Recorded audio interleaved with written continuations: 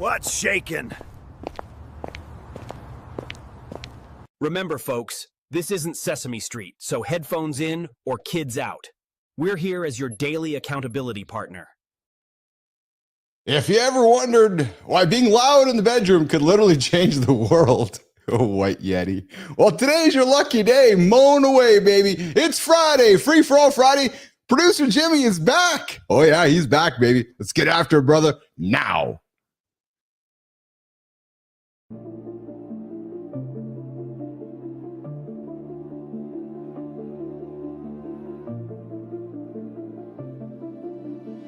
Welcome to Mornings in the Lab, where when something negative comes up. Building muscle improves blood flow. From squirting to squirreling. Start small, build up, and expand from there. Be entertained by fun over here. How have I slept? Has my sleep been good? That's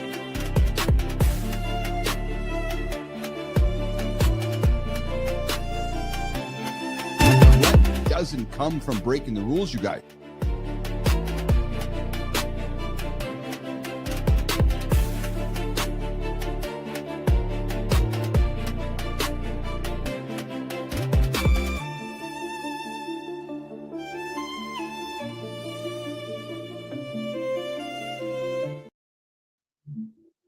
You are right. B-Drive, that picture should have Matthew on it. He's just too handsome for the picture. Good morning. Good morning. Welcome back to Mornings in the Lab, your favorite R-rated morning show experience. Oh, yeah, baby, the rap guy's back. That's me. I'm Uncle Keith. Yo, yeah. What, Jimmy, what did he just say? Wow, I just said, hey, I'm Uncle Keith. Yeah, I'm the rap god. True story. Look over my shoulder. I am Marshall Mathers. I am Eminem. Yeah, that's it. Remember, folks, this is not as the White Yeti said, this is not a Sesame Street experience. No. What's good, my brother? Good morning, Bernard. Don't even think about touching that snooze button, boys. It's Friday. We're getting after it here. You guys do that, you guys are going to be like all those losers that hit the snooze buttons every single day, and they're 9 minutes behind the guy that does it. And then the guy that adopted and changed his iOS settings on his iPhone, now he's snoozing for 15 minutes, and you're getting up. I know you. You're getting up and getting after it, just like Bernard, just like Holroyd, just like Matt Roof. Just like Lady Drew, just getting up and getting after it. No obstacles, attacking the obstacles. That's what you do. That's what you guys do. That's what we do here in the lab, guys. Yeah, every single day, 8 o'clock, Mornings in the Lab with Keith, John, Marty, Jimmy, Matthew, the whole gang here. Today's episode's absolutely packed. It sure is. First up in the morning loop, we're going to dive into some provocative territory from the science behind why making noise.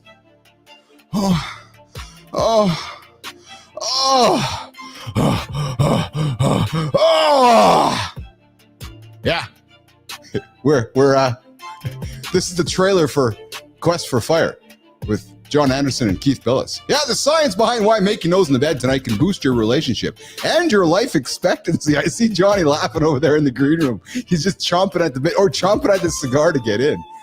Yeah, and we're going to talk about the truth about calories versus bioavailability. I learned something new yesterday, and I didn't even have my boss around. No, listen, I've been hanging around with my boss for about a year now. If you guys don't know who my boss is, his name's John. Yeah, oh, true story. Yeah, so he's like, calories, I learned about bioavailability, and I think John's going to break it down for me today because he's all about simplistic stuff. And I bet you he's like, what the fuck is bioavailability, man? You just got to make food simple and put it into your body. Are you simply getting the nutrients you need? Well, we're going to talk about it today. Plus, we're going to ponder. Oh, yes, baby. I like pondering. I walk around and ponder. Like this. Johnny, I like this. I just ponder. Pondering. Oh, the music stopped. Just pondering. Ponder. That's Bernard, this is you at the bees. They just pondering. Oh, I see a bee over there. I'm going to ponder. Plus. Is the Earth about to spin much faster? Are days getting shorter? Days getting long? Whoa, we're going to talk about it coming up today on the show. And hey, it's Free for All Friday. Roofy's joining us at the bottom of the hour. Zeglin's joining us on the show. We're going to talk 25 business ideas to get you guys up off the couch and go make some money today. So Bernard, ears up. Oh, Lady Drew. I love it. Jimmy, let's bring in the boss himself, John Anderson.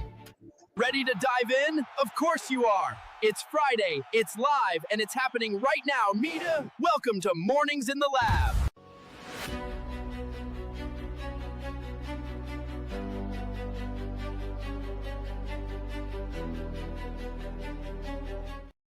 Hey, what's going on, everybody? The Morning Loop is here.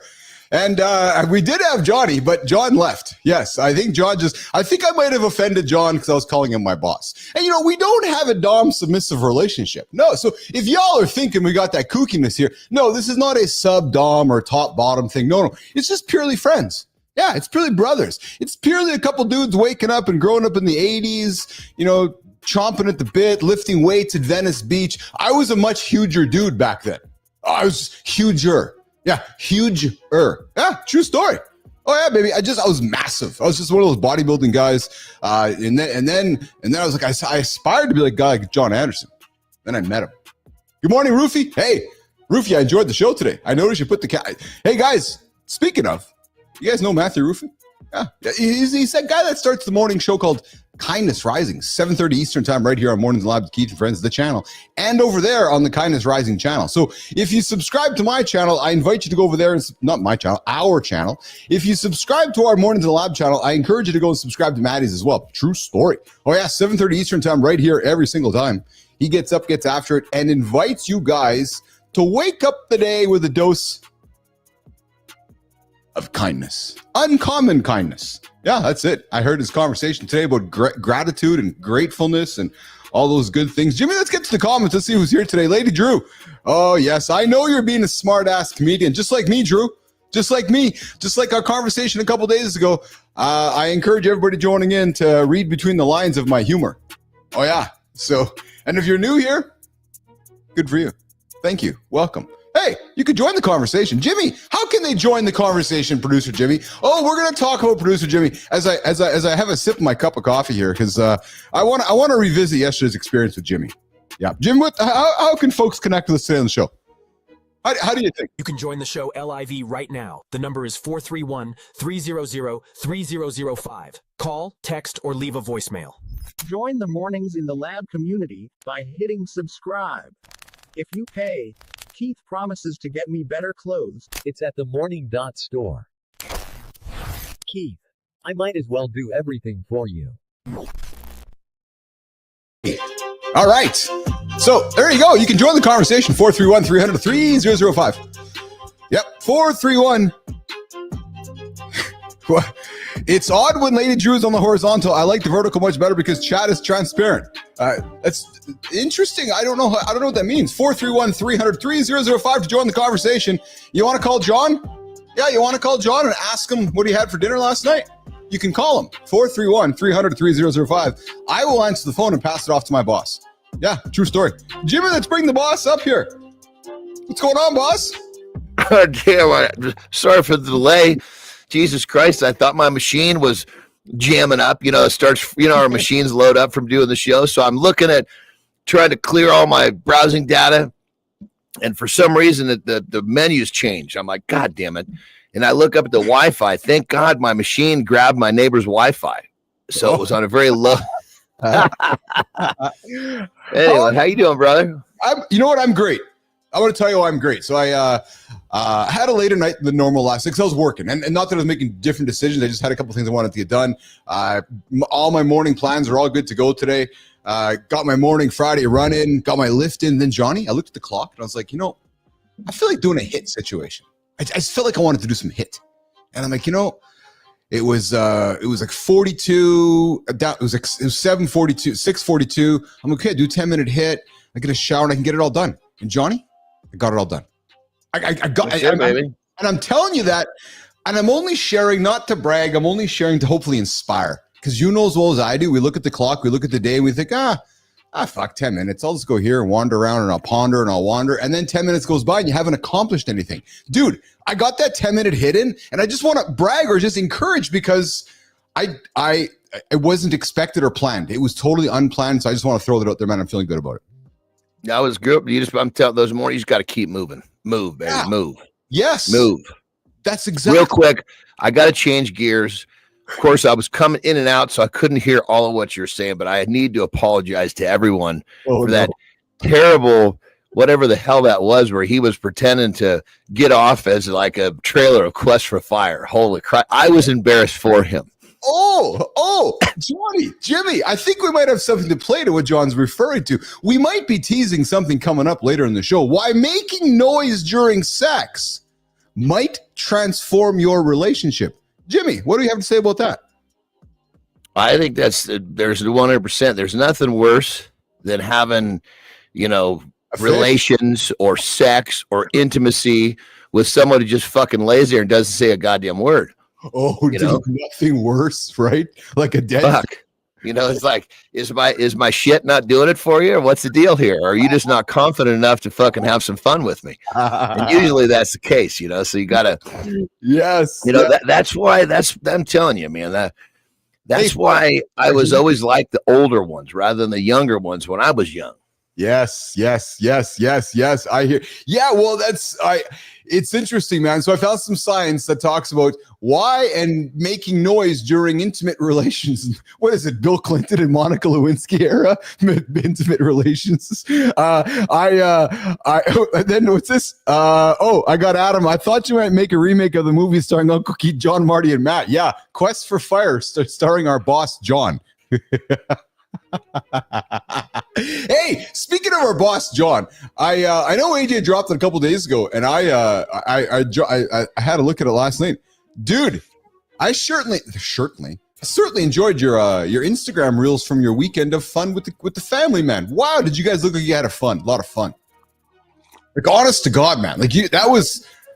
I don't know if you could have stuffed more fun into that reel. If you know what I mean? Like, this house, this lake house is designed for fun, man. I mean, it's like the whole. I mean, there's a lake in the back. The guest house is in the back. There's the beach.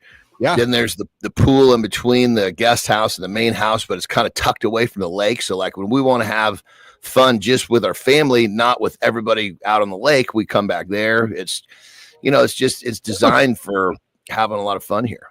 It looks exceptional. I also want to. We got Roofy with his getup on today, which is great. We're bringing Roofy in a few moments. Johnny, I found something. You probably heard my riff. No, maybe you didn't because you were figuring out your internet. Dude, calories versus bioavailability. I know I don't like talking calories either, but I just found an interesting conversation around bioavailability, and I learned about it. And I know you're going to simplify it, but it just leans into: are you really getting the nutrients you need? And I know we're going to talk about processed shit and eat the good food, but I was learning as Uncle Keith. I was learning, man. I'm like, holy fuck, I know an expert that can teach me more on this. So I want to talk about that today and I've got a couple really good analogies to help people understand. Yeah, because I kind of knew the word, Johnny, but not until I really started reading it yesterday. It just really emphasized, gas in the tank, fuel in the tank, quality of fuel, and so forth. And again, I know you talk about eating for purpose instead of pleasure. I thought that'd be something fun we can get into today, because I think there's a lot of good learnings there, especially as we head into the weekend and into the summer weeks. Speaking of the weekend and summer weeks, I also found a fun conversation. Dude, do you do long haul travel every now and then. I know maybe not so much now, but I know back in the days you did. And I know I've done a lot of international travel. If we have some time, I found a conversation around ways to just pack for long distance travel. Right, just ways to maybe get yourself organized if you're going to do some long distance. I had a system for that too, brother. I know you did, yeah. So that's going to be an hour or two conversation if we have some time for it. I also got online business ideas that folks, we talk again on the show about getting up, getting after it, side hustles and so forth. I got 25. We'll get to maybe 25 online business ideas we can dig into as well here today to throw on the table. It's free for all Friday. Just going to throw a bunch of stuff on the table to get into. I chucked the accountability check-in off the table here today. And then, Johnny, is the earth about to spin much faster? Days are getting shorter, days are getting longer. Dude, Terry told me about that last night. Yeah. She said that the earth is making different vibrations and some fucking current completely changed directions. Yes.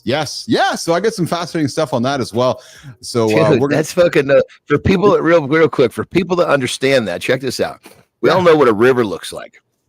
It has corners, right? And the water kind of makes the banks and whatnot. Imagine if that fucking river all of a sudden started flowing the other way. Think of how that would change the banks of that river. Now put that onto a mass scale for the ocean. Yes. It's going to change a lot of shit. 100%. So I guess there's 3 days. July 9th was one of them. A couple days ago was the shortest day of the year, July 9th. And then we got I think July 22nd is another one coming up here, Johnny. That's going to be a shorter day, and then we got a couple longer days. So actually, curiously, I was concerned about you. Actually, was thinking, Not me. Yeah, I was thinking my brother here is going to have an extra few minutes, an extra few seconds and less seconds in the day. And I was wondering how you were going to maybe adopt that into your schedule. Like, you're going to have 1.36 milliseconds extra and 1.46 milliseconds less. And, are you going to I'll tell you why I didn't even know that. Because I don't stay focused. I try not to register my success in numbers. Because when we focus on numbers, we get distracted. Dude, you always any kind of number. You fucking name it. Doesn't matter. You bastard. Name a number. Name a number. And let's discuss if it's not distracting. You always weave yourself into my life. I was on my run today on the old tread, and the dude's like, jack up the incline. Who did I see? John Anderson's face on my incline because I didn't see the number. True story. I'm like, didn't see the number. I just did it because if I saw the number, it became harder. Think about that, guys. If I saw the number and registered the number, it became harder. So I'm like, wait a minute, I don't know the number. I'm just going to start running uphill. I didn't care if it was 2, 3, 5, or 7. And dude, you pardon me language, you motherfucker. I'm like, this Anderson guy, just his face like all over my house. Got a face on the incline, got a face on the eggs in the fridge. I got a face of you on the pantry to make good decisions. You don't know the influence you've had on me, Mr. Anderson. I'm telling you, it's so fucking crazy, brother. It's like I get myself caught in that. Like just recently, I got myself caught into a numbers thing. Actually, when my buddy fucking gave me a possible investment opportunity, I fucking missed it because I was drinking. Yeah, I started calculating numbers like holy shit. Look where this would be now. Look where it was going to be in a year, and my mind went fucking bananas on numbers, dude. And it really fucking turned my thought process on its fucking head. All of a sudden, FOMO starts getting in there. I'm like, whoa, dude, whoa. Happiness is not made around these thought processes. You're never going to fucking catch it. Every raindrop, so to speak. Ever. Dude, if I would have bought Tesla stock instead of the Tesla Roadster. Totally. We wouldn't be having a conversation right now, frankly, because I would be somewhere. I'd be owning an island somewhere with the money I spent on the Roadster, right? Brother, the universe would have led us together one way or the next. I absolutely agree. Yes, I know we would have found each other.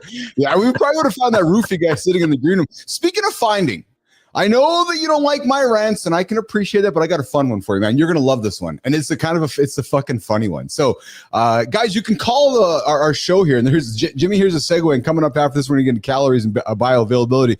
But guys, you can get a hold of the show 431-300-3005. Yeah, 431-300-3005. Just like lawmakers in the United States decided to pick up the phone, Johnny, and send a letter to the United States, to the Canadian government, and it went like this. Hello? Yes. Our Americans like to enjoy summer, and because of your wildfires in your country, our Americans are having a tougher summer. So could you guys do something about your wildfires? Really? Hold on, God, can you drop some water on our wildfires so our American friends can have a better summer? Are you serious? Like, honest to God, government officials are like, yes, we're not having a good quality of life because you guys are having your fires out of control, even though we're sending our Canadian firefighters down to battle wildfires in California. Hey, I thought that was funny and so trivial and so ridiculous that I know you're shaking your head. I'm shaking my head at both sides of the border. Like, people that 100%. Like, honest to 100%. God, honest to God. Funny well, you know stuff. what it is because it's really when you're worried about dumb shit like that, what you're not worried about is the fucking problems that you should be dealing with within yourself. Yes. Hey, Johnny, AJ is afraid of the ocean, eh? And we got AJ joining us in the show today. And he's afraid of the ocean. Yeah, no, he's afraid of what's underneath. What's underneath the ocean? Yeah, like he's afraid of what happens underneath the water. He's like, oh, like this massive body of water. Well, he's like, brother, I remember I told you I kind of fucking remember how I was freaked out by the barges and shit, There's a clip, the big monster. Yeah, I'm freaked out by the barges and shit. Well, listen. Oh, dude. Some scientists, Johnny, dropped a cow to the bottom of the sea. And I bet you don't know what happened. I got some video that's revealing some never before seen. Well, the pressure way down there would do something. Fuck. Well, you know what it did to ocean? Summers ago, it fucking blew up that whatever that was, that submarine that happened down there. a couple of years ago there in Ocean Gate. So yeah, the pressure is crazy. But yeah, so scientists dropped the cow to the bottom of the ocean, and we're going to show you what happened to it next. But Jimmy, let's do this. Let's get to the calories and bioavailability discussion. And when Rufy is ready, bring Rufy in here. It's Free for All Friday. Again, to those of you that want to join the show, I invite you to join the show, especially my members. Holroyd, Bernard, Lady Drew, who else is out there? You guys want to join the show? I invite you to do that. I'll bring you up on the call. I'll bring you guys up on the show here, either through video or join the show through a call here. But Jimmy, let's run the clip on the calories and bioavailability. Smash that like button, subscribe, and drop your comments. The Underground King and the boys at Mornings in the Lab are just getting started. Ever wonder why your gym buddy packs on muscle effortlessly while you're stuck spinning your wheels? You're eating the right foods, downing shakes, but your body's only absorbing a fraction of those nutrients, and the rest, you're literally flushing it away. Groundbreaking new research is uncovering exactly which protein sources your body craves, and which popular ones might actually be robbing you of gains. The secret isn't eating more, it's making what you eat count. We'll reveal simple tweaks that turn your diet into muscle-building fuel. Stick around, because once you unlock this nutritional code, every rep, every meal, and every workout changes forever. The secret isn't eating more, it's making what you eat count. We'll reveal simple tweaks that turn your diet into muscle-building fuel. Set this up. So bioavailability, as I was learning about it yesterday, refers to how nutrients, how efficiently nutrients from foods are absorbed and used by the body. It ensures that I got an analogy that's going to help everybody understand this. It's so fucking, it's kind of a, it's a little bit of an eye opener when you start to realize how this shit works. So, but Johnny, hold on, John. Let's just pause for a quick second and bring in the guy with the hat and the glasses on here. We got Matthew Roof joining the show here today. What's shaking, Roofy? What's up, fellas? Free for All Friday. I'm trying to match Keith's vibe with my hat and glasses. I'm getting into what's the fox, brother? What's the fox on the shirt? That's my fox, man. That's my uncommon kindness fox, man. He represents curiosity and he represents being a little bit of a prankster. So that's what I'm doing today. I love it. I love it. Matthew Roof, 7:30 Eastern Time, Kindness Rising, the guy to get you up with some nice, kind conversation before Keith and John ruck it up with conversations that sound like Quest for Fire and shit like that. We're talking understanding bioavailability. Maddie's favorite movie, Quest for Fire, growing up. I just know it was. Maddie, do you know what bioavailability is before we start? Matt, do you know what bioavailability is? No, but I'm going to learn today. Yes, I'm excited about it. Johnny, let's turn it over to you, brother. Let's lead this conversation, boss, on bioavailability, please. Well, bioavailability, what it means. So we're going to boil it down. Bioavailability means, can your body actually get nutrient from the food, right?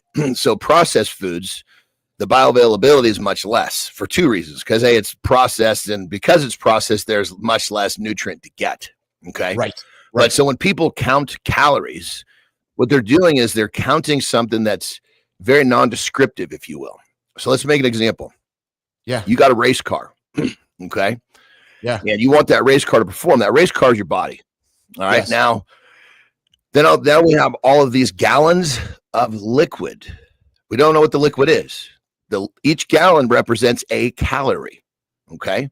So let's say we got some gallons of water, we got some gallons of kerosene, we got some gallons of race car fuel, we got all sorts of gallons of liquid. Yeah. Which gallon of liquid is going to matter to that race car? It's providing the value. You put kerosene in there. Kerosene, fuck, it might run, but not very well. Water, it probably won't run at all. Should say probably it won't run at all. The race car fuel, you're going to win the race. So when you think calories, you're counting a bunch of kind of unknown units. If that makes sense? Yeah, absolutely. So if I was to use, it's just a measure. It's a measurement is all it is. It doesn't tell you anything about what you're measuring. For instance, it's like say I've got 10 feet of, what do you got? You got 10 feet of cock, or you got 10 feet of 2x4? Right. So what we really want is again, I'll use my prop, Johnny, that I've been sitting on my desk for a year and a half. It's still not open. So let's just say this thing has whatever 600 calories in it. 599 of them are of no use to my body. Like they do no value to my body. There's very little other than your tongue is the only use that you have there. It pleases your tongue. doesn't please your body. Yeah. So for So instance, your tongue is very happy with those units of measurement. Your body is going, okay, when are you going to give me what I need? Yeah. You selfish motherfucker. Yeah. Maddie, what are your thoughts on this bioavailability conversation, brother? I'm listening, and what came to my mind here is the snack food industry, right? Yes. We see all these 100-calorie packs, right? Yes. 100 calories is shit. It doesn't matter, right? If you're going to eat 100 calories, why don't you eat 100 calories of something that's going to give your body some nutrients and some fucking fuel, right? Like 100 calories, it sells. But are those little Snackwell cookies? Oh, here's a cookie. It's 100 calories. Yes. What's it doing for you? So that's what came to Well, my that's mind. a great way to too. If you could, so that's the marketing behind it. Oh, you're only eating 100 calories, but you may as well not eat a thing. Precisely. Yeah. So think like this. Your body's like a science experiment in the regards it reacts differently to everything you put in it. So if your body's going to react different to 100 calories of red meat, say ground beef, versus 100 calories of table sugar, two completely separate reactions. Which reaction are you looking for? Exactly. Yeah, no, I get it. I think that's, it's interesting, right? I talked about like my experience with marketing growing up, watching those cereal commercials as a kid on cartoons and stuff. It's amazing how we've been brainwashed around this idea of good. What's good for food is a business in America. Like what's good for my body, right? Versus I like it. You said it last week or whatever. I say I like it, but does my body like it? Your comment on the 100-calorie snack packs there, it sticks with me because Lauren had an opportunity. Johnny, you'll appreciate this. Lauren had an opportunity to do some work with Nestle, and she declined it for exactly what you talked about, Matt, because she doesn't believe in those. She doesn't believe in eating packaged food. It's like I can't find myself going to a store and encouraging John's. I'm not going to go to the store and put a bunch of packages on the middle shelves because I want John Anderson's family to buy the food. And I love that about her because she's like, her principal is like, no, I'm not going to go. And it was a high-paying job. It's like, I'm not going to do that because I don't align with somebody putting those products on the shelf to sell Anderson's family these 100-calorie snack packs when she knows it's all wrong. Johnny. Well, I think that if I'm not mistaken, I think Nestle is fucking owned by one of the big tobacco companies. So what does that tell you? Where's the interest there? Yeah. Well, yeah. Well, there you go. Yeah. So, guys, I want to invite you to do this. I mean, you guys hear us talk about it often on the show, actually daily. But prioritize foods known for high bioavailability. What are they? Lean meats. And think about it. And it's obvious. You are what you eat, right? If you're eating cow, you're eating meat. There's nothing in it. It's meat. So prioritize lean meats, eggs, dairy, and seafood, and then pair foods strategically with vitamin C-rich foods with plant-based iron to enhance absorption. And, we talk often about Arnold here on the show. And, Johnny, I'm not sure if you've been seeing some of his recent content coming out, but he's leaning embracing as much of the plant-based diet as possible, as he's learning, and science is telling us that as we age, there are increasing benefits of eating more plant-based protein and so forth. The reality is, guys, eat real food. Johnny, just eat real food. That's just what it comes down to: real, whole ingredient food. And Matt, I want to put you on the spot here, and this is not to call you out; it's to encourage and support. I know you and I have talked off show about our struggles in front of the fucking pantry, especially in the evenings. How's your journey, brother? How are you making up? Especially now with your morning show and getting some sleep and stress. And how's that evening battle with the pantry, Matty Roof? It's going well for a couple of reasons. One is stop buying the shit. Yes. Right. That's the first place to start. Yeah. When your environment supports your goal, it's much easier. Right? Yeah. Right. Exactly. And the other is exactly what you just said, which is doing my morning show every day has gotten me into this rhythm. I'm getting to bed at a different time. I'm waking up about a half hour earlier than I have before. But getting that consistent sleep has been key. I've got a question though. We were talking about protein, and I know John's probably got an opinion about this. Just like carbohydrates or sugars are not the same as proteins, not all proteins are built the same either, right? So you're talking about vegetable proteins, you're talking about meat proteins, even within those categories, meat proteins. What's the difference between chicken and beef, or beef that's been treated with hormones versus beef that's organic? I'm interested in bioavailability impact. Well, here's another. Let's put another analogy on the table for that one. Oh, good one. Good. Let's do it. So let's put another analogy on the table for that one. Yeah. Okay. So we've got two cars, right? Both have 200 horsepower. Yeah. One of them is a Porsche. The other one is, say, a Hyundai, right? I got the Hyundai. Both, that's right. So they both have 200 horsepower, but we all know, everyone knows that the Porsche is going to win in that straight ahead race because it's a better 200 horsepower. You look, there's cars all the time that have the same horsepower, but they don't perform the same on the track. That's because the number doesn't always equate to the quality. So, perfect example, a protein is the same way. When you look at, a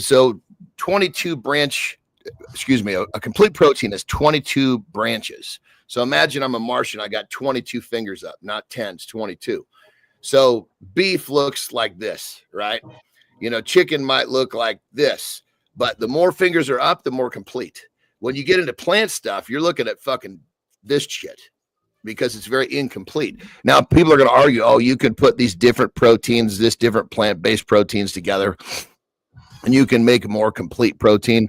Not arguing that you can maneuver, but it's very difficult to create a complete protein. The only food that we know as human beings on this planet that is a complete protein is a whole egg.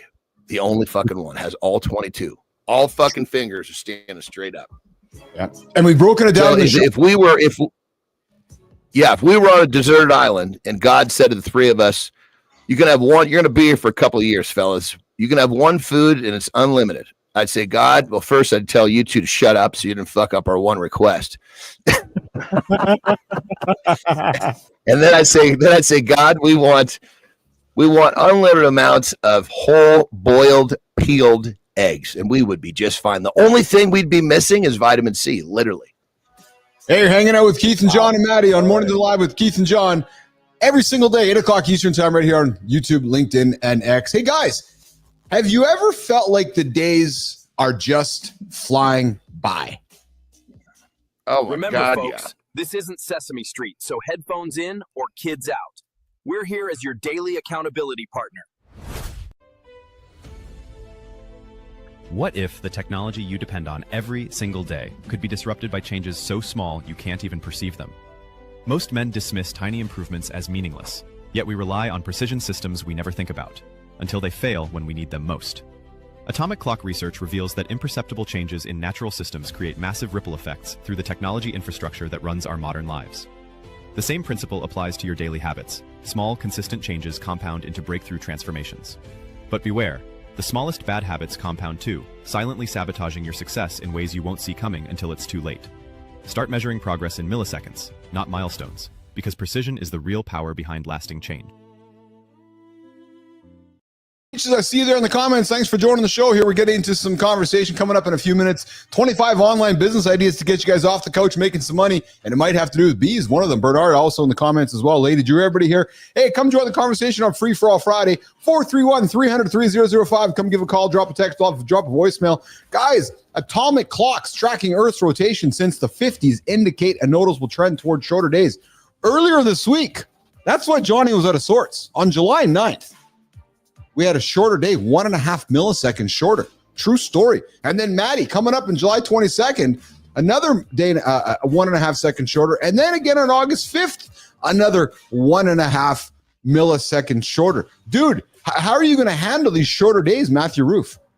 I know. I don't know. I'm going to have to maybe set a different alarm or maybe have an extra cup of coffee to make up for that 1.3 milliseconds. But here's the thing, whether it's 1.3 milliseconds more or less, I'm making everything I can of each one. So I'm not really too concerned about it, but because I just get up and get after it every day Yes. and make everything that I can in each one of those seconds. Well, what I thought was fun about this, though, is that, these small shifts, milliseconds, remind us that change is constant. And I thought it was relevant because of the story I told Johnny when I kicked the show off.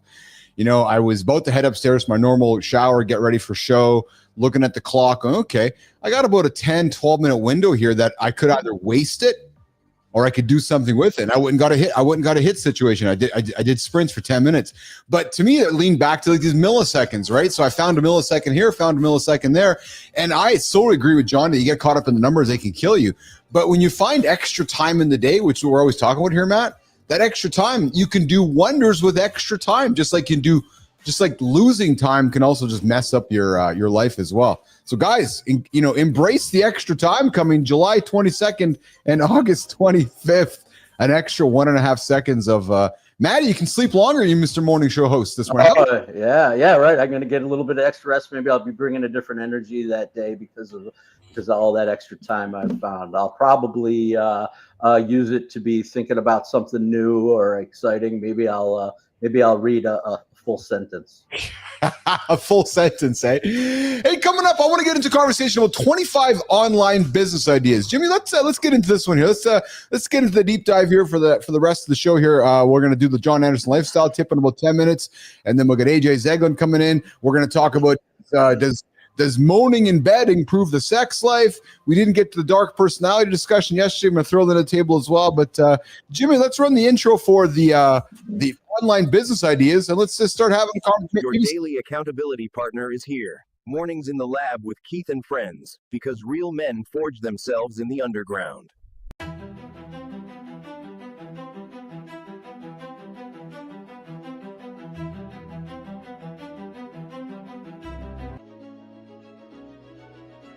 What if everything you've been told about succeeding in online business is built around a lie so fundamental, most entrepreneurs never see it coming? Every day, thousands of men launch into digital entrepreneurship equipped with the same tools, same resources, and same hunger for success. Yet, 90% hit the same invisible wall. New research analyzing millions of digital nomads uncovered a surprising pattern separating winners from everyone else. And it's not about money, ideas, or timing. But here's the catch: recognizing this pattern isn't enough. Today, we're peeling back the curtain to reveal exactly what the top 10% do differently, and why the rules you've been playing by might be holding you back. Off the couch or online when you're not even going anywhere. I want to have a fun, light conversation with the boys here right now. Business ideas that you can get up and get after it and make some money here today in 2025. And I thought we'd have some fun with this one here today. So the first one I got to throw on the table here, guys, and Johnny, you use one of them, maybe use a few of them, virtual assistant services. Johnny, you use a VA, don't you? You have a couple of them. Yeah. Yeah, I got a handful of them. Yeah. Can you guys hear me? Is it my shit all messed up? Yeah.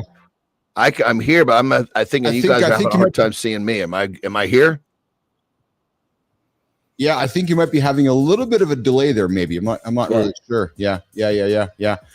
So, John, it's AI Keith. I know you've got $1 million. Should I try to clear my machine real quick? Your I thought it webcam was the thinks you're in Wi-Fi, witness but protection. maybe it's not. Do us a favor, hit that focus button, or at least tell us what it's like living in 144p. If you want to step out and do a refresh, do that. Why don't you come back on here? Well, Jimmy will step Johnny out here. We'll do a refresh here. Maddie, so let's get into some of our conversation on online business ideas. So virtual assistant services. Do you have a VA? Have you hired a VA? Have you used them before? I have not. I know a lot of people are. I know a few. I've interacted with them. And I know that there's tremendous benefits to having support. Everything that I'm building right now, I'm kind of building on my own, although I've gotten my kids and my family involved. They're my RAs, reality assistants. I don't know. I see the benefits, and I'm positive as I build uncommon kindness that I'll be looking for support, and that'll be one of the channels I'll be looking down.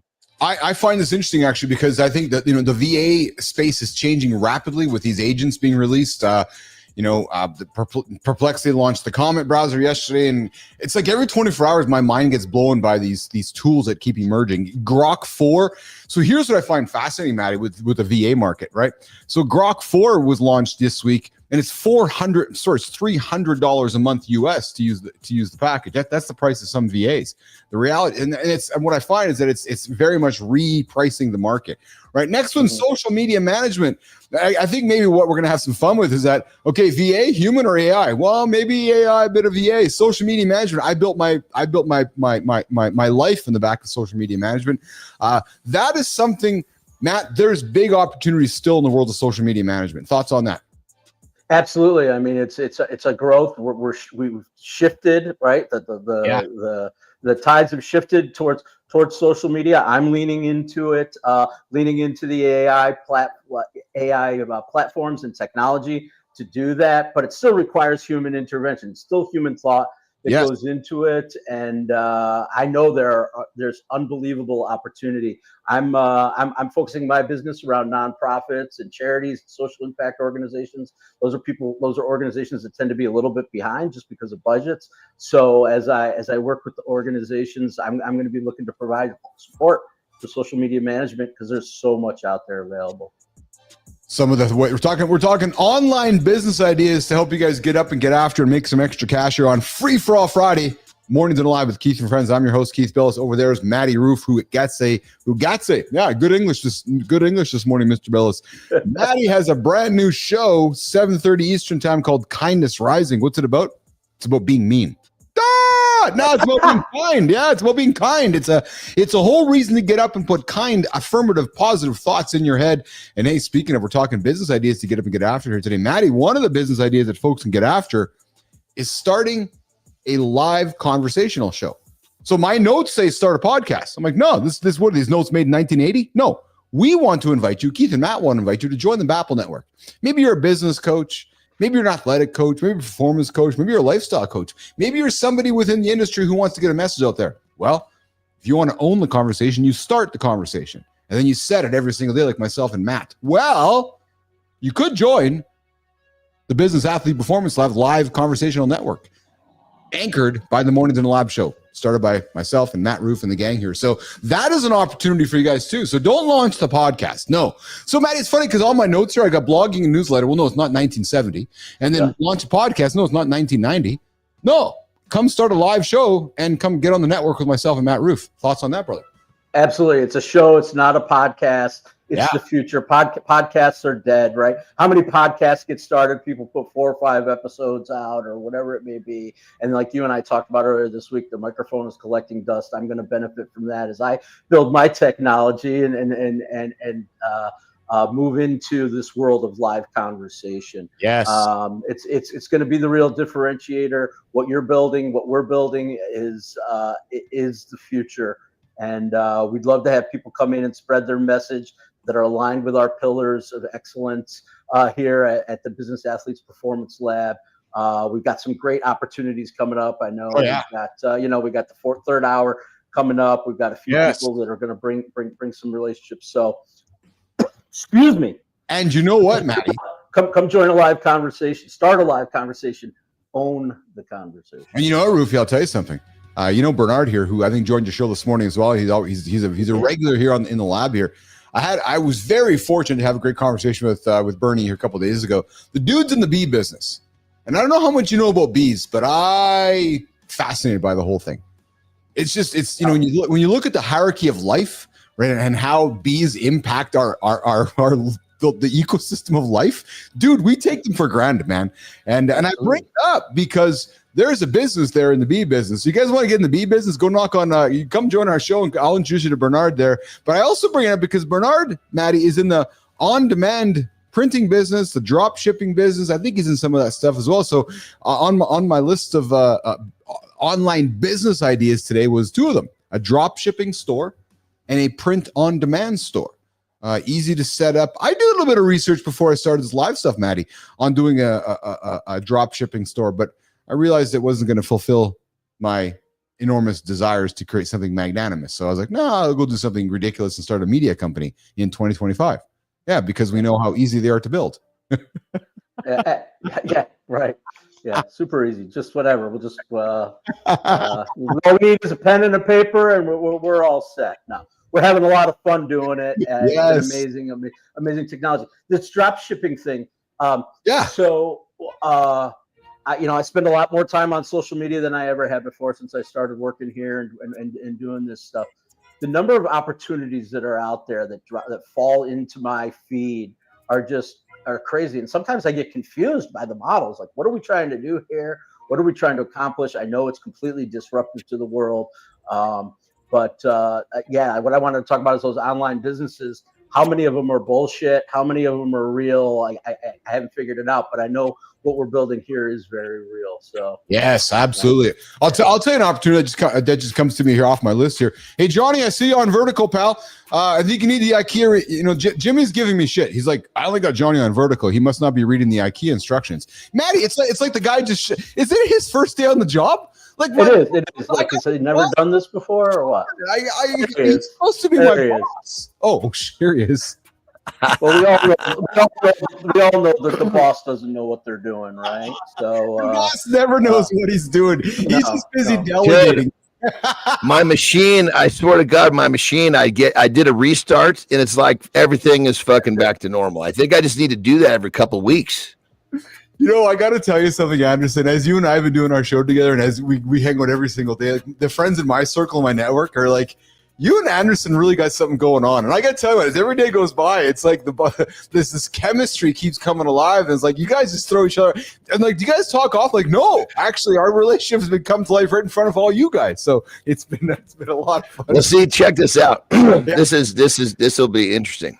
Yeah. See, when you marry me, so to speak, then you're going to get an even bigger, better version of me. It's a cryptic message. Do you understand what it means? I do. Do you? My question is, this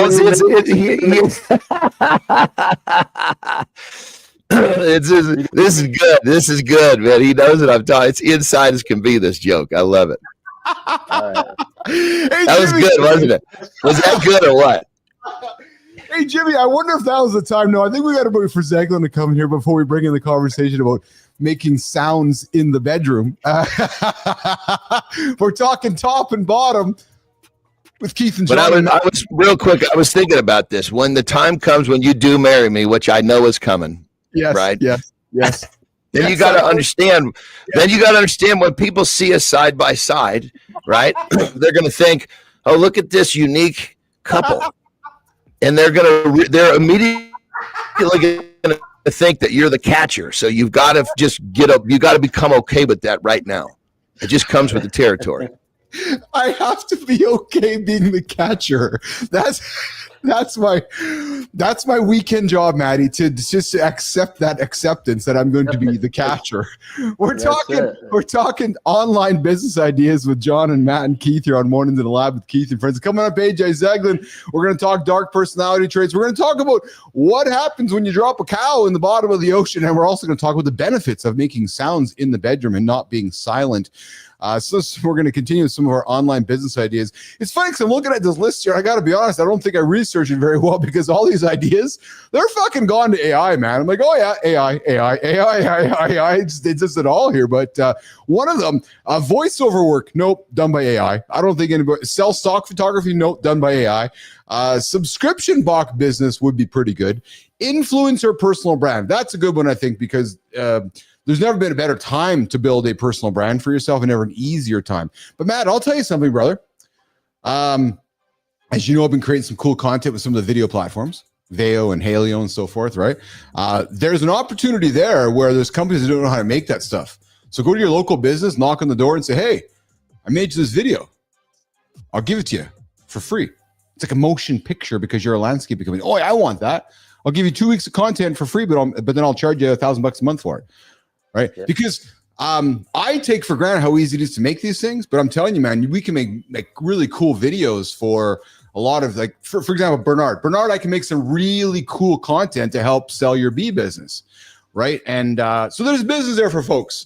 that are interested in doing some interesting social media manager stuff here. Absolutely, the opportunities are just kind of endless, and because the technology is evolving so fast, not anyone can really keep up with all of it except for Keith Billis, and so we have a unique proposition there with that. And what I love about what you're building with it is the genuineness of it, right? So many people are using AI and doing it, but it's a bunch of bullshit, right? It's a bunch of slop, as you say, and finding out how to use that and use it properly is the key. So maybe you're onto something there with those opportunities for people. Showing them how to really use AI. Lady Drew is never silent in the bedroom. Lady Drew can sing soprano, coming to us here in the comments, which is that's a wonderful benefit. How hard you squeeze. Yeah, I think so. Yeah, I think so. And then of course we got Bernard coming in. I did not know. Well, I learned this when I was talking to Bernard a couple of days ago. Bees subscriptions are a thing. So you can subscribe to bees, I guess, in some sort. Well, not subscribe to bees, but you can be part of like a bee collective. So if you like want to own like a beehive or a bee colony, you can like be part of a bee collective and collect your checks every single month. To do that, do you get the product or do you get the money from the sale? I think of like farm shares, right? We've participated in those kind of things. Is it about the product or is it about the just get stuff revenue stream? It's just nonstop thing. I'm not. Yeah, just it. I ran over a ground bee's nest with my. Oh no. A couple of years ago, and I don't even know how many stings I got. That was awful. That was like, apparently I've had a couple of mower incidents, and now that I talk about it, we talked about the fact that I hit rabbits. I was wondering if you were going to bring that up. Nightmare, right? Of running over this little tiny rabbit's nest, the pile of kittens, or whatever. But it was just absolutely devastating to hit those rabbits. And what's crazy is that the mother has been coming back. The mother keeps coming back looking for the babies, and it's just freaking heartbreaking. Like I'm a little softy about animals like that. That's why I wear the fox. But that was devastating. But we're talking about bees. Jerry Seinfeld made a movie about it, right? He did. Importance of bees. Importance of bees. My kids loved that movie when they were little, but they are literally, and I agree with you, Bernard. They are like the basis of life for us, pollinating flowers and moving stuff around. So without bees, we would not exist.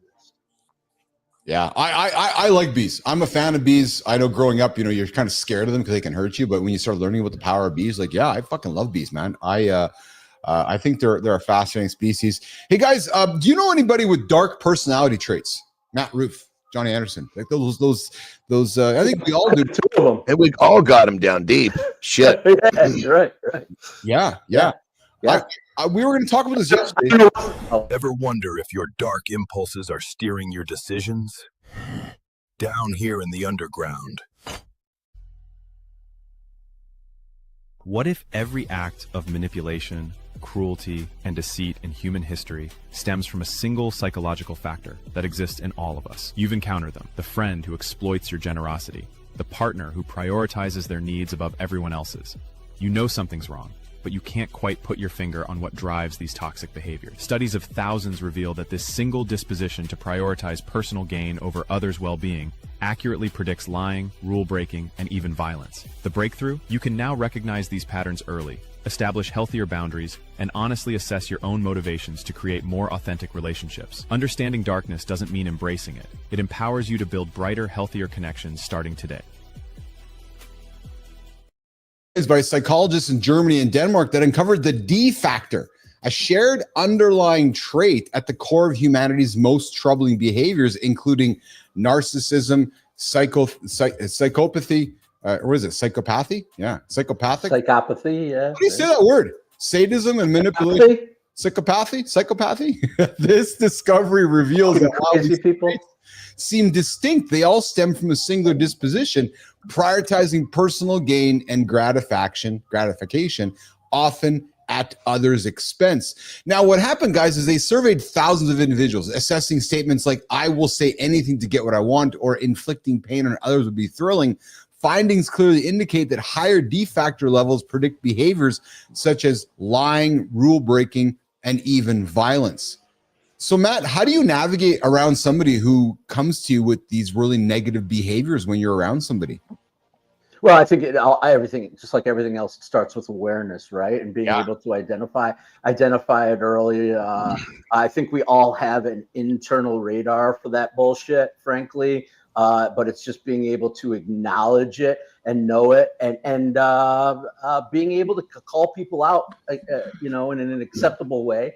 Conflict can be good, so I don't mind calling people out on their bullshit. Asking questions is the best way, in my opinion, to get people maybe to see a little bit of what they're carrying is not helpful.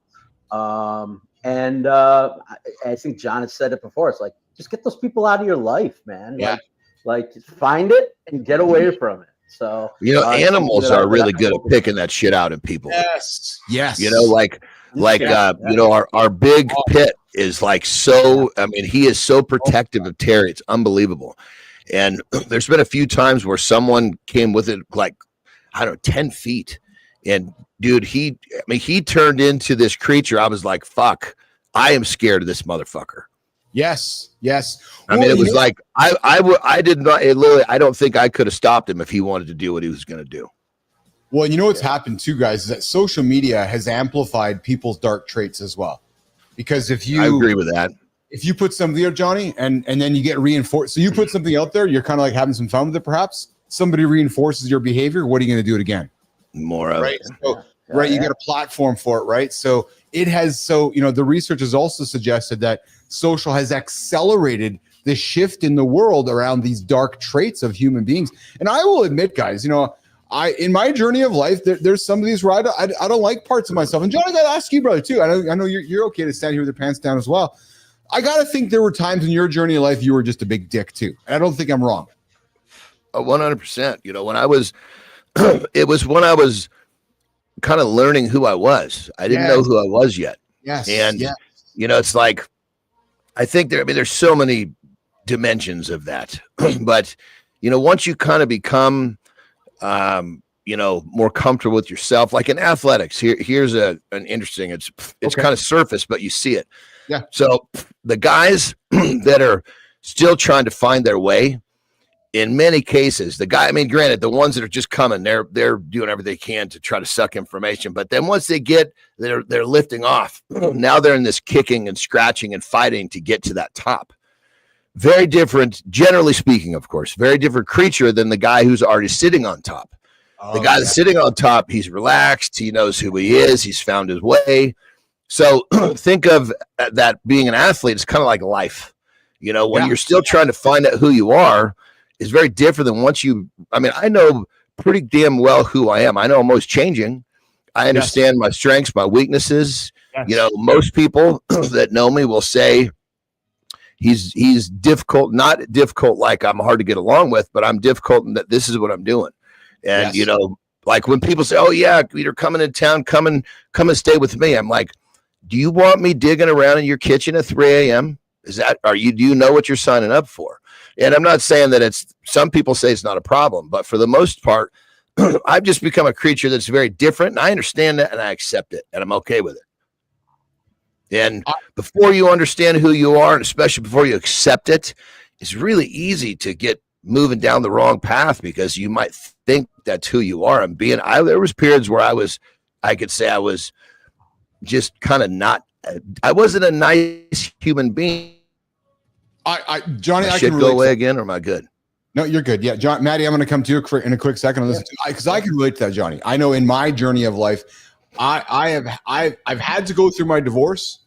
I've had to spend thousands of dollars in my own mirror having conversations to acknowledge that some of my dark tendencies has made me who I am today.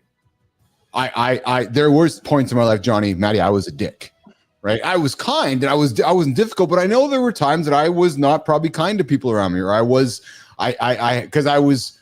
scrapping and clawing to get to where I wanted to get to, Anderson. Right, and I was like, man, anybody in my way, I'm fucking getting through you, Maddie. I see you nodding there, right? And that's buddy.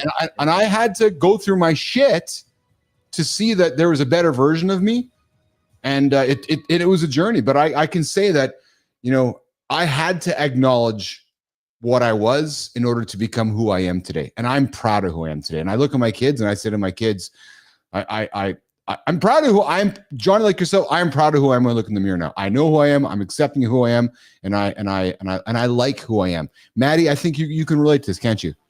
Yeah, I can. I can absolutely relate to it. I've been through my own journey of being a dick, of using substances to hide my own insecurities, and I think that's where it comes from. When you find your purpose and you know who you are, those insecurities get released, and you no longer need to behave the way you are to feed your ego, right? And I'm pretty sure there's a biological situation going on too with some of that stuff, right? When you're insecure, you're more stressed, and so when you're more stressed, you have cortisol responses. Your brain goes nuts, and you do shit that you wouldn't do under normal circumstances. Yeah. And so it all starts with self-awareness, self-acceptance, reduction of stress, realizing perspective. It's not that big of a deal. Look at what's really going on in the world. And I think at least that's been my journey. I can't talk for anybody else. I've seen it. My journey of finding purpose and letting go of some of those insecurities about myself allows me to wear this hat and no tooth on a television show, because I'm confident within myself, right? I love it. That's my story. I can get it on and on, but I'm pretty sure it's biological, and it starts with self-acceptance. Yeah. Hey, you're hanging out with Keith and Matt here on Mornings Alive with Keith and John and Maddie Roof and AJ Zeglin, producer Jimmy, producer Melissa, the whole gang here behind the scenes. We get after it daily, 8 o'clock Eastern time. Most importantly, we get after it even earlier now, 7:30 Eastern time. Matt Roof, Kindness Rising, right here on the network. A way to get up with positive. I was tuning into Maddie's show today. I was in the gym lifting. I got a positive vibe, and truthfully, actually, I think it was Maddie's positive message which inspired me to get up for that extra hit today. I was like, yeah, fuck, I got 10 minutes. I'm gonna go after. I was feeling really good. So guys, I would really encourage you to not only subscribe but tune into Maddie's show here. He's committing to it daily, 7:30 Eastern time, Kindness Rising with Matt Roof. Hey guys, what happens if we make noises in the bedroom? Wow. I got we're gonna talk. From the science behind why making noise in bed tonight can boost your relationship. Well, yeah, you heard that right. What if the most powerful tool for transforming your intimate relationships has been right under your nose this whole time, but you've been too quiet to use it? Most men struggle with authentic communication in their most vulnerable moments, missing out on deeper connection and satisfaction because they've been conditioned to hold back their natural expressions. Leading sex therapists and relationship researchers have discovered that one simple change in how we express ourselves can dramatically enhance pleasure, build emotional intimacy, and create the kind of authentic connection every man craves. Today, we're diving deep into the science behind authentic expression and giving you practical strategies to unlock this transformative power.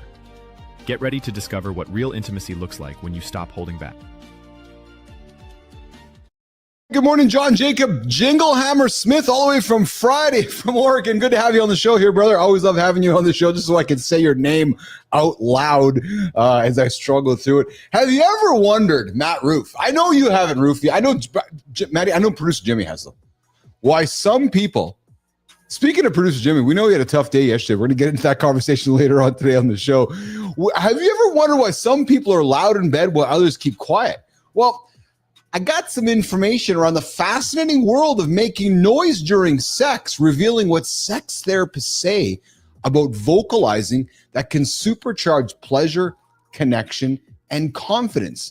And here's why it matters, Maddie. Vocalizing during intimacy isn't just about expressing pleasure.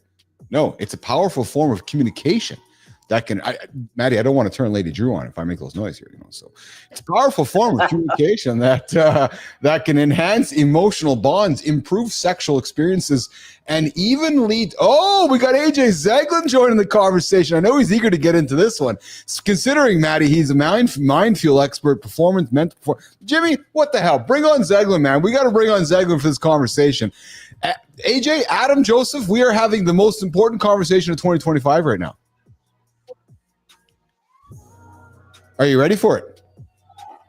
Perfect. Well, first of all, sorry I'm late. I got hung up. Yeah, I got hung up in the gym there.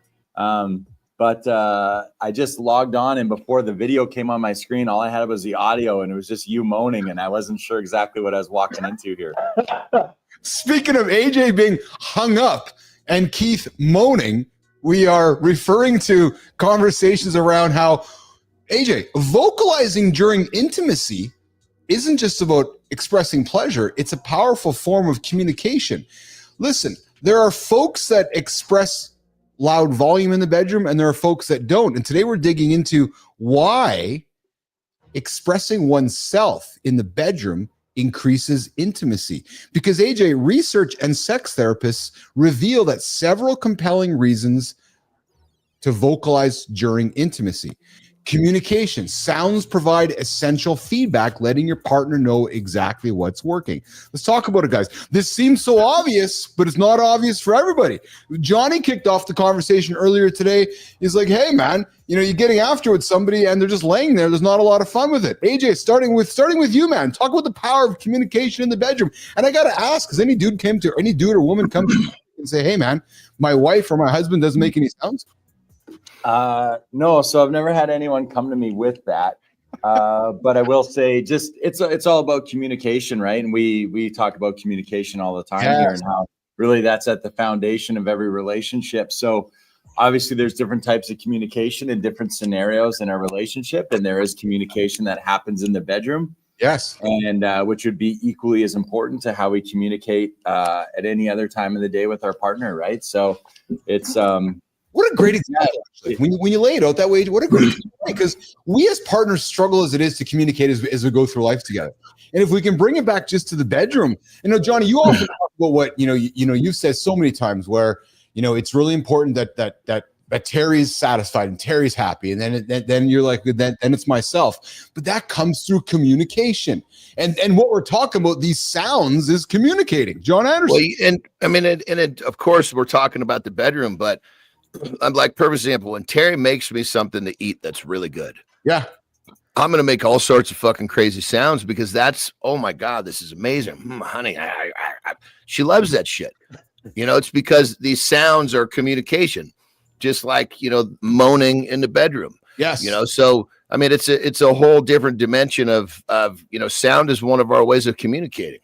Well, movement too. So it goes through everything. So when you're in the bedroom with someone and they're making lots of really cool sounds and they're moving around a lot because what you're doing is making them squirm, very different experience than if you got someone just laying there. I don't know who likes that. Other than what are those weirdos that dig people up out of the graveyard and they have sex with dead people? That's the guy that likes the person that doesn't move. Yes. Necrophilia. There we go. Yeah. So if you're a necro, this conversation is not for you. Johnny, did you notice that AJ and Matt couldn't get that word out quick enough? It's like they both competed to say it first. It's like, I missed that. I felt like I was on like Celebrity Jeopardy. I was like tapping my button, just waiting. I know the answer. I know this one. The question is, why do we know it, right? There's a lot of Maddie, what also happens with sounds with communications, our confidence increases. Right. So when we're making sounds in the bedroom, our partner might have more confidence because there's that illusion or reality that we're happier. Thoughts on that? So there's a couple things that come to my mind with this. Was you use the word illusion, right? So it's another way of if it's not genuine, it can be manipulated, right? I think of that scene in When Harry Met Sally, right? Kind of thing. So for me, it's about the fact that it's genuine, right? And you can again, just like the bullshit meter when you're talking to someone who's being an egomaniac or whatever, there's a bullshit meter in the bedroom too. We've all been there, I think. I know I've been on both sides of that coin. Like, I'm enjoying this, but I'm really not. Yes. But so and the other thing that comes to my mind is there's a reason why we call sex sensual, because we're taking it in with all of our senses. And our voice, our ability to speak and communicate is part of that, a part of those senses. It's feeling, it's smelling, it's touching, all those things. So I don't know where I'm going with this necessarily, but that's the word that came to my mind is sensual. And it's because it's all the senses are involved. Well, here's another angle we got to think about too. These sounds, like, for example, when I was coaching athletes, right? Sometimes I'd have to pull someone to the side, and I would do it in private. I would say, listen, you're either going to make sounds like that weight is killing you or you're killing it. It will make a difference. So which sounds are you going to make? Oh, interesting. The sounds we make, like if I'm attacking a weight, I'm not going to sound like I'm getting crushed by the weight. I'm sounding like I'm crushing the weight because it puts me in that state. So it's even the sounds that we make can even be really helpful for ourselves. That's interesting. AJ, there's been some folks that would bitch about sounds in the gym. People making sounds in the gym. AJ, would you? Yeah, I was one of the people that were bitching about. Interesting. Yeah. But yet you're getting after it. So it's somebody who's complaining about sounds in the gym seems ridiculous to me. Zeglin, thoughts on that? Oh, did AJ freeze on us? Oh, yeah, there he is. Yeah. Yeah. Sorry, it's kind of freezing up on me here. It's getting a little glitchy, but I think I got most of your question. The sounds, as John was saying, and are they in line with what we're trying to accomplish and what we're trying to do, right? So I think it's like anything in life. I think there's probably context is always important, right? And I know we say that a lot, but there's some people in the gym that I've seen that I think were making sounds because they were just, you can tell they're completely locked in the moment. All of their energy, all of their presence is just right in that current present moment, just trying to accomplish what they're trying to accomplish. It's genuine, authentic. I know that word gets thrown around a lot. And then there's also probably people that are just doing it to want to try to draw some sort of attention to themselves, right? And be, I think that's probably kind of what Matt was talking about too, even in the bedroom. There's a genuine authenticity when someone's really allowed themselves to just exist in that moment and enjoy it. And then there's also some people that are probably just,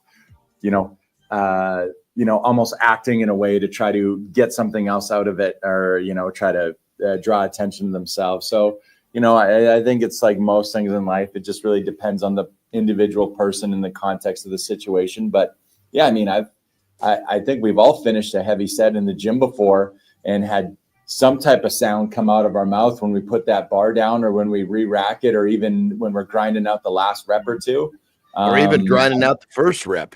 Yeah, I think I think it kind of helps get you kind of locked in. And Matt made a very good point with the senses, right? When you're looking from the world of psychology, they always talk about mindfulness, this idea of mindfulness, and like, what is it? How do we get there? All it is just existing at that current moment. So just being present in the current moment. This doesn't mean we have to be meditating to do that, right? If we're in the bedroom having sex and we have engaged all of our senses, which is the best way to be mindful, then sex is a mindfulness exercise. When we're in the gym lifting weights, and all of our attention just goes to moving that weight, lifting weights is a mindfulness exercise. These things that already happen in our life are practices in mindfulness, right?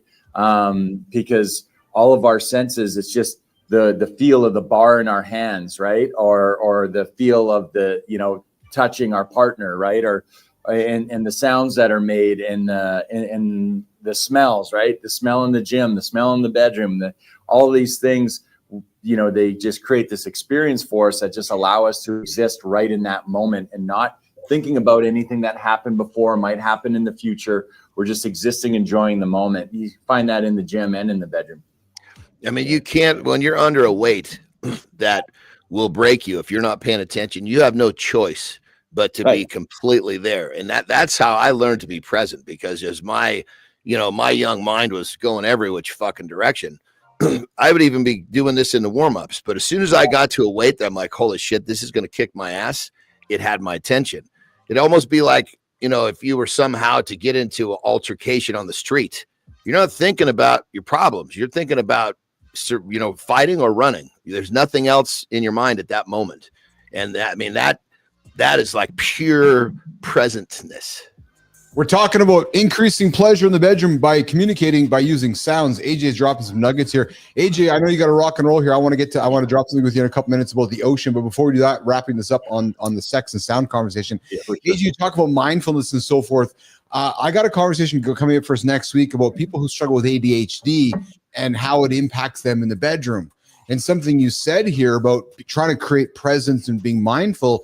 The article the research I found for next week talks about making sounds to create presence and make yourself present. Because if your mind is wandering about the squirrel over there or wondering what's happening over there, you might not be being present in the bedroom and to have a fulfilling experience. So we're going to talk about that next week. But AJ, you know, what you said really resonated because it's hard to be present. And I'll tell you, in my journey, I showed you guys my elastic band back in the early days as a young man. Right. Yeah. That elastic band, AJ, is what helped me be present to create an erection as a young boy because my mind was so fucking squirrely. I was so caught up in my own insecurities. You know, the pile of kittens was always getting in the way. So the elastic would make me present. Right. Yeah. So, hey, AJ, I know you're afraid of the ocean, and Johnny is as well. Well, I found something that hold on. I've kind of, I mean, I never was really afraid of the ocean per se. I was afraid of big vessels in the ocean. Like if I fell off a dock in between a dock and a fucking cruise ship, it'd be everything I have to stay calm. Well, and whenever I look at oceans conversations, I'm always eager to bring my brother in because I like to have fun with him. But in 2020, this year, researchers wanted to study, AJ, how large animal carcasses are consumed in the deep sea. So you know what they did? They dropped a cow more than 1,600 meters down to the seafloor in the South China Sea. Well, brother, what surprised them, Roofy, what surprised them was that several Pacific sleeper sharks, rarely ever seen on camera and in the region, showed up. Jimmy, let's throw this little video here on the screen to show AJ and Johnny what happens underneath the water to give them confidence to want to be able to jump into the ocean in the future. That's we learn what a cow looks like when you go 1,600 meters down the ocean there, Maddie. So Maddie, just up the road there, off just over in the ocean there to the east of you. They dropped this down there, and you'll see the sharks down there. So AJ, you know, I thought about you and I put this segment together. It was really important that, you know, I really want to continue building your confidence to be able to go to the ocean one day. Yeah. Hey, man, you know, I have rules for the ocean. You know, if my feet can touch the bottom, then I'm in the ocean. You know, once my feet don't touch the bottom anymore, I just, you know, there's a great fear / respect I have for the ocean. You know, I respect its. I want to jump in right there, brother. I was with you, and I had the same, only because I grew up on the water, so I had so much time to keep going in and getting in. If my feet were touching, like what's down there, with like I was always pulling my feet up. But you do something enough, and it goes away. You know, so I know in you just haven't had enough time in the water to get past that. I don't know. I mean, like a beach is okay, but again, like if I'm out in the middle of the ocean, there is no way I'm getting off that boat unless it's sinking, I guess. But you know, people are like, okay, we took a boat out to the middle of nowhere and we just jumped in and went for a swim. I'm like, I did not. Do you remember the movie The Black Stallion? Right? It was this boy and a horse. That ship sank. Oh, and he was in the water, just like we're talking about. And for some reason, I resonated with that boy a lot. The boy and the horse. I had fucking nightmares about that scene for fucking months. It was unbelievable. So I know what you're talking about. When I was young, I was petrified of that idea. And then the ship going down made it even worse. Like, what's that big fucking thing under the water? What else is down there?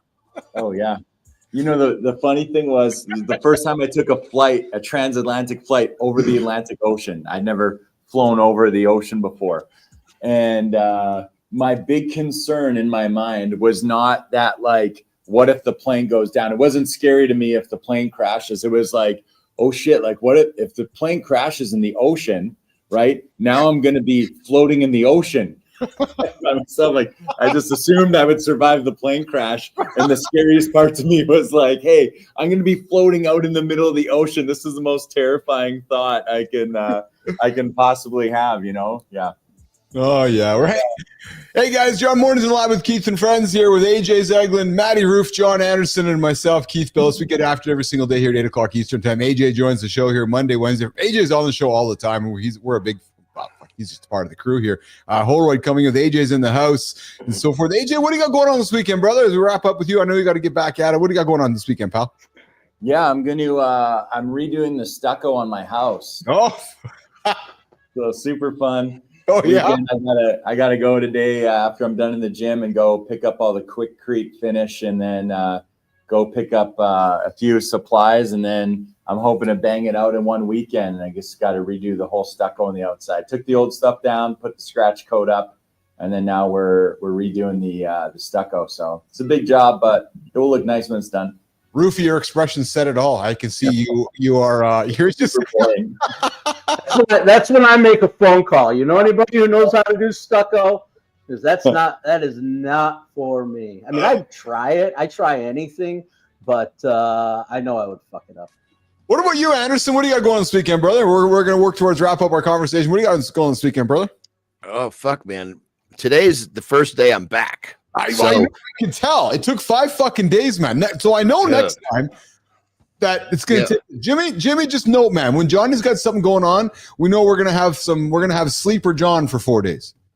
Yeah, I mean, that was, I mean, keep looking back at last year, it was the same thing, you know? Yes. And, you know, it's just, I mean, I don't drink. I drink once a year, you know? So, but either way, so the fact that I'm back, I don't give a shit what the name of the day is. I'm just doing my thing, baby. I love it. What about you, Roofy? What do you got going on this weekend, pal? You know, we don't have much, actually. Thank God, finally. It's been a rough week, well, great week, but just a long week for us. We welcomed 2 new pets into our house. Heather and I got out 3 times this week. We went to a show last night, an awesome show. We went to a baseball game. We went out. So we're actually looking forward to having a little bit of alone time or downtime here at the house. Nothing on the calendar except thinking about what next week we're going to bring on Kindness Rising probably. But we had a hell of a week here, and we're just going to have a little chill time this weekend. Yeah, Johnny AJ last Friday was talking to Maddie, and he's like, "Yeah, I just had a bad experience." I'm like, what? He goes, "Yeah, I just ran over a nest of rabbits." I'm like, what?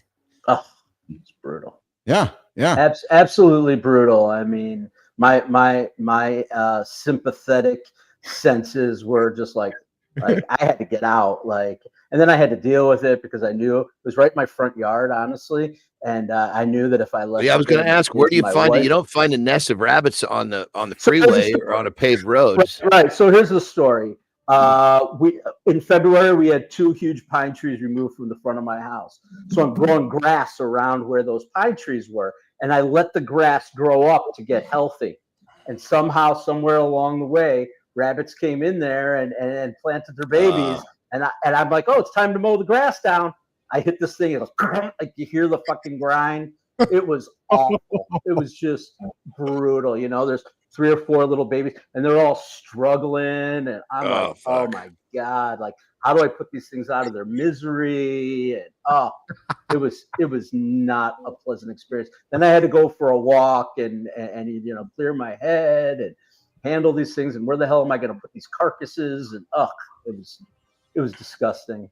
The opposite of Kindness Rising with Matthew Roof, Matthew the murderer. Yeah, I mean, to me, my like I said, my sympathetic systems just went into. I didn't quite get to the point where I was crying, but I texted Heather. I'm like, oh my God, I'm fucking devastated. I don't know. Like I had to get a moment, you know?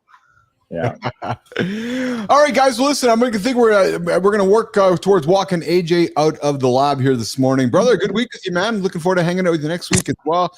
Got a bunch of big conversations and topics. And as you can see, we're continuing to increase the production quality of the show and so forth. And, you know, we had some challenges with producer Jimmy yesterday. So he was, Jimmy had a tough 24 hours, but he's back at it here today having some fun.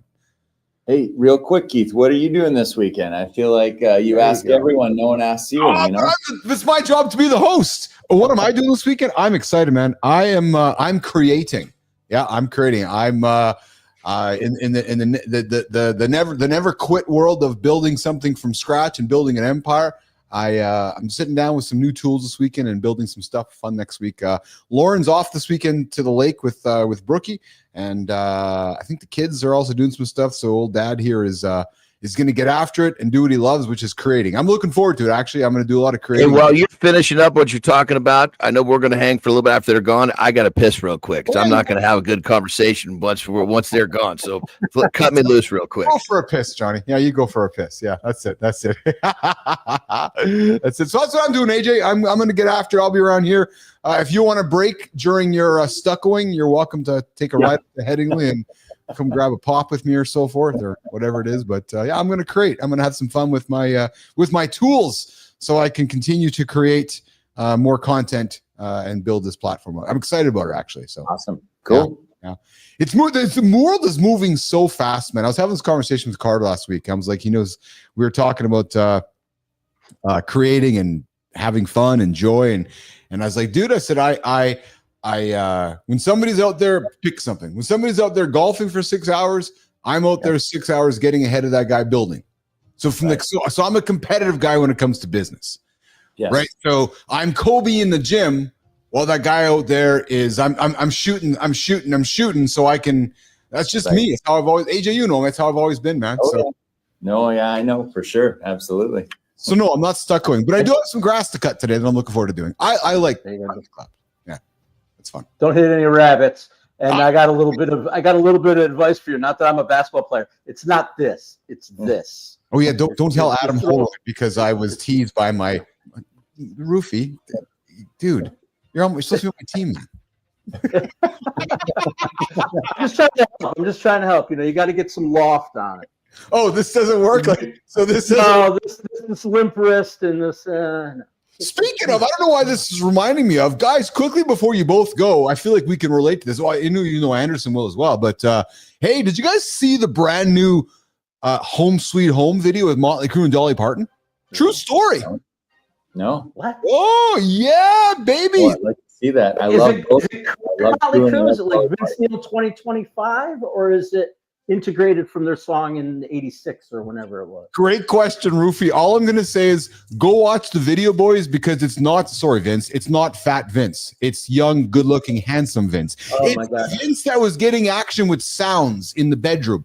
Probably not Vince today that's not getting many sounds in the bedroom. So he sounds awesome. He looks awesome. And Dolly Parton is in it, too. So, Johnny, I don't know if you saw it either, man, but I know we grew up, too, with the Crew. But Motley Crue dropped the Home Sweet Home single with Dolly Parton. It is fucking awesome. Yeah. Very cool. It's funny. Those guys, that when they were apart, they couldn't do much. But together, everybody fucking loves them. Yes, I know, right? I know. Anderson, you strike me as somebody that would just be part of that crew. And I'm like, it just, you know what I mean, AJ and Matt? Like, he strikes me as somebody that would be, and not the debauchery, but kind of like the bodyguard, the guy that's kind of like, you kind of strike me as somebody who would have been around that era as you were growing up. True story, man.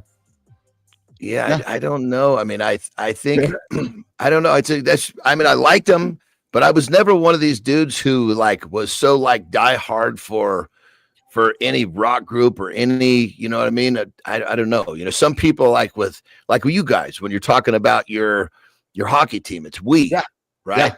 Yes. I've never been a we guy, if that makes sense. And even with music, I like it, but I don't take the identity, so to speak, Yeah, I get you. Hey, we got Fit presenting joining us. What's going on there, Mike? Johnny, Fit's got some for you. Bring the radio mic with you, John. Yeah, I'm not sure where. Maybe that was when you go for a piss. Yes, of course. Time for a Frank Drebin moment. I can hear you guys. You just can't. I just can't speak. Good one there. Good one there, Fit. And we got our B Drive coming in with let's create some designs at some point. Yes, I could see Johnny in security shirt front row.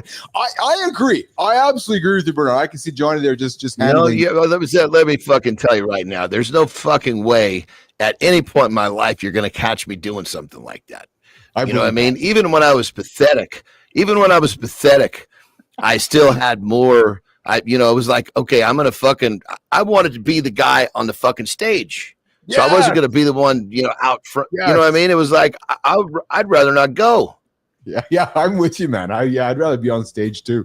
I want to be on stage. I want to be on there. So anyways, Jimmy, let's walk out AJ and Maddie. I think those guys probably got a rock. I swear in the name of John, Mornings in the Lab is the greatest morning show on YouTube. True motherfucking story.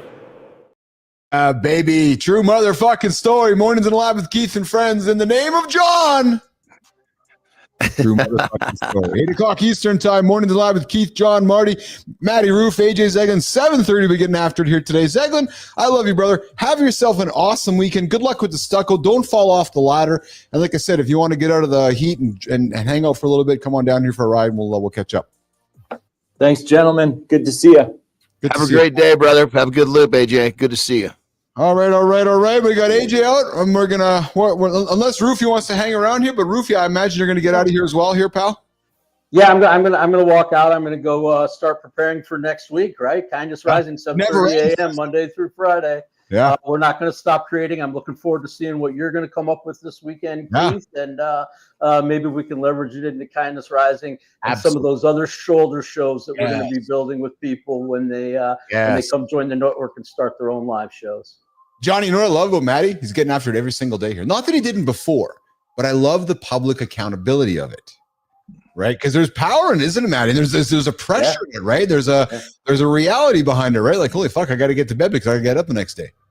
Yeah, I love that, and I actually love showing people how the sausage is being made a little bit, and showing my work. This morning, I woke up at I posted a video at 6:30 with my hair and my tooth, and I'm out here, doing it, and so I think showing that is a way of leading by example and action, and I love what I'm doing here. Keith, you've been a huge influence. I am so grateful. Awesome. All right, Roofy, we'll see you later, pal. Guys. Yeah, have a good one, brother. Have a great day, brother. And Johnny, our beloved regular here, who Bernard just wants to clarify himself. Didn't mean it as an insult. I meant how effective your presence, John Anderson, alone. I appreciate that, brother. It's very, very fucking difficult to insult me. If there's one thing we've learned, it is that. Yes. And you know what? And I actually, let's talk about that, because that is a skill that not all of us have. And I will say to you that brother. Oh, there you go. You're locking up there for a second. I believe it comes from accepting who you are, but also not worrying about what others think. Yeah, that's a huge piece of it. When you stop worrying about other people think, and I think part of that process is to think to yourself, this other person, am I going to give them the power to alter my mood? Yes. No, I'm not going to give that power. If something is going to alter my mood, it's not going to. I'm not surely not going to. It's going to be something that happens that's out of my control. And accepting someone talking shit, that's a choice. Yes. Yeah. No, I know. I hear you. I don't. If someone's to insult me, go ahead. I know I'm not everybody's cup of tea, but you got to find your spot. But you said something earlier, which I think strikes to that, is that you found your comfort level in yourself, and once you found that, it's that's the power. Yeah. Well, the crazy thing is, it's like now we live in this world where, see, before social media, right, it was very to receive, hate or dislike was on a very minuscule scale, because there was no way to throw turds at somebody, unless you were in person or maybe an email, but you had to have their email for that, right? Which I got plenty of those, but then when you come to social media, right now, I mean, Jesus Christ, anybody can throw a turd at you. And so it's a really, for someone to decide, okay, I'm going to not care what someone thinks, but they're in this environment where they can get attacked by so many fucking people so quickly.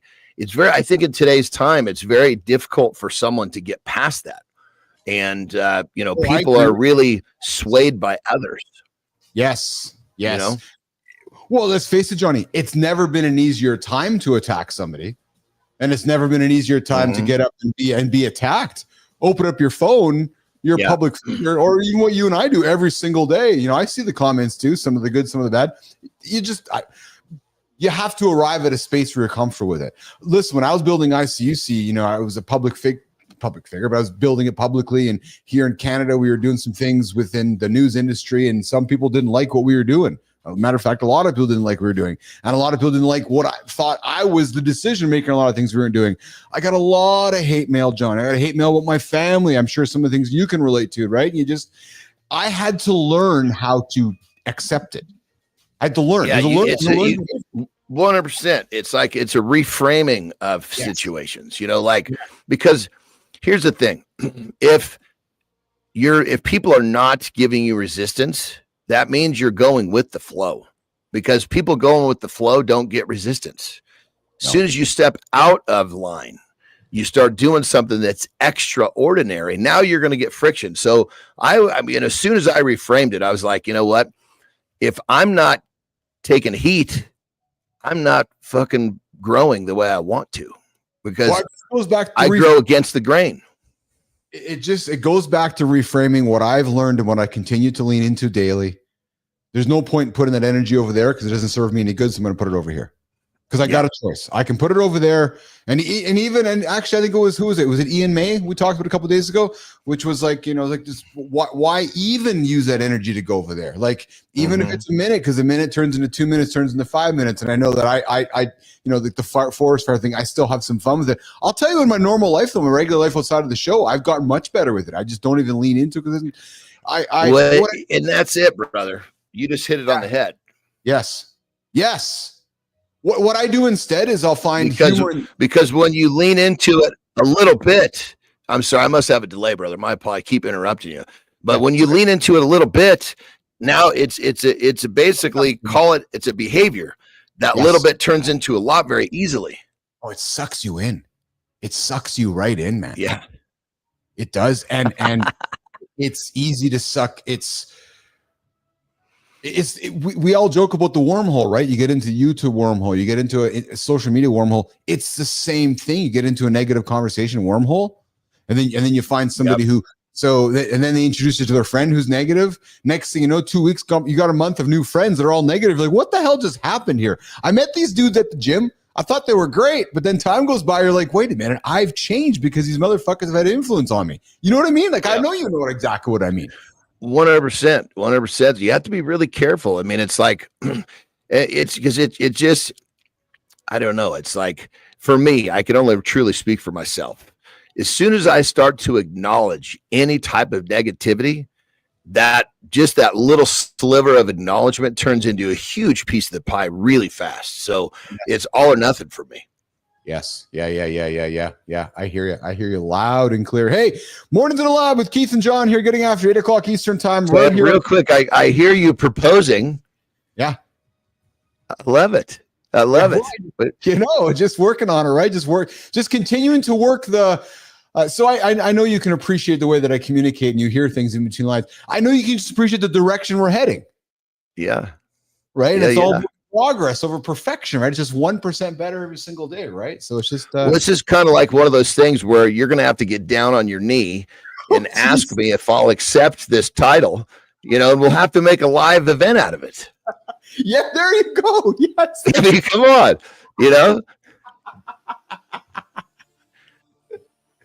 Oh my God. Oh no. You guys want to go on our conversation? You guys got some ideas for that? 431-300-3005. My boss wants to hear from you guys. 431-300-3005. And you may have missed the conversation I was having earlier with some fun around you, but this is not a Dom submission relationship. Keith and Johnny. This is not a Dom and sub or a top and bottom. No, we're equals at the party. I moan, Johnny moans. I talk, John talks. It's a tennis match back and forth. And Johnny doesn't know that the question AJ is like, what are you doing this week? And I'm creating. And I might be creating some come play with me content. We'll just have to see what happens, Johnny. You never know. Or unmasking of the Yeti. That's it. That's exactly right. Yeah. I was working on that sorry, go ahead, please. I was going to say, as I think this through, as I imagine how we could turn this into kind of a fun public thing, I don't think you actually have to get down on the knee. I think you're low enough already. Oh, you know what's funny, man?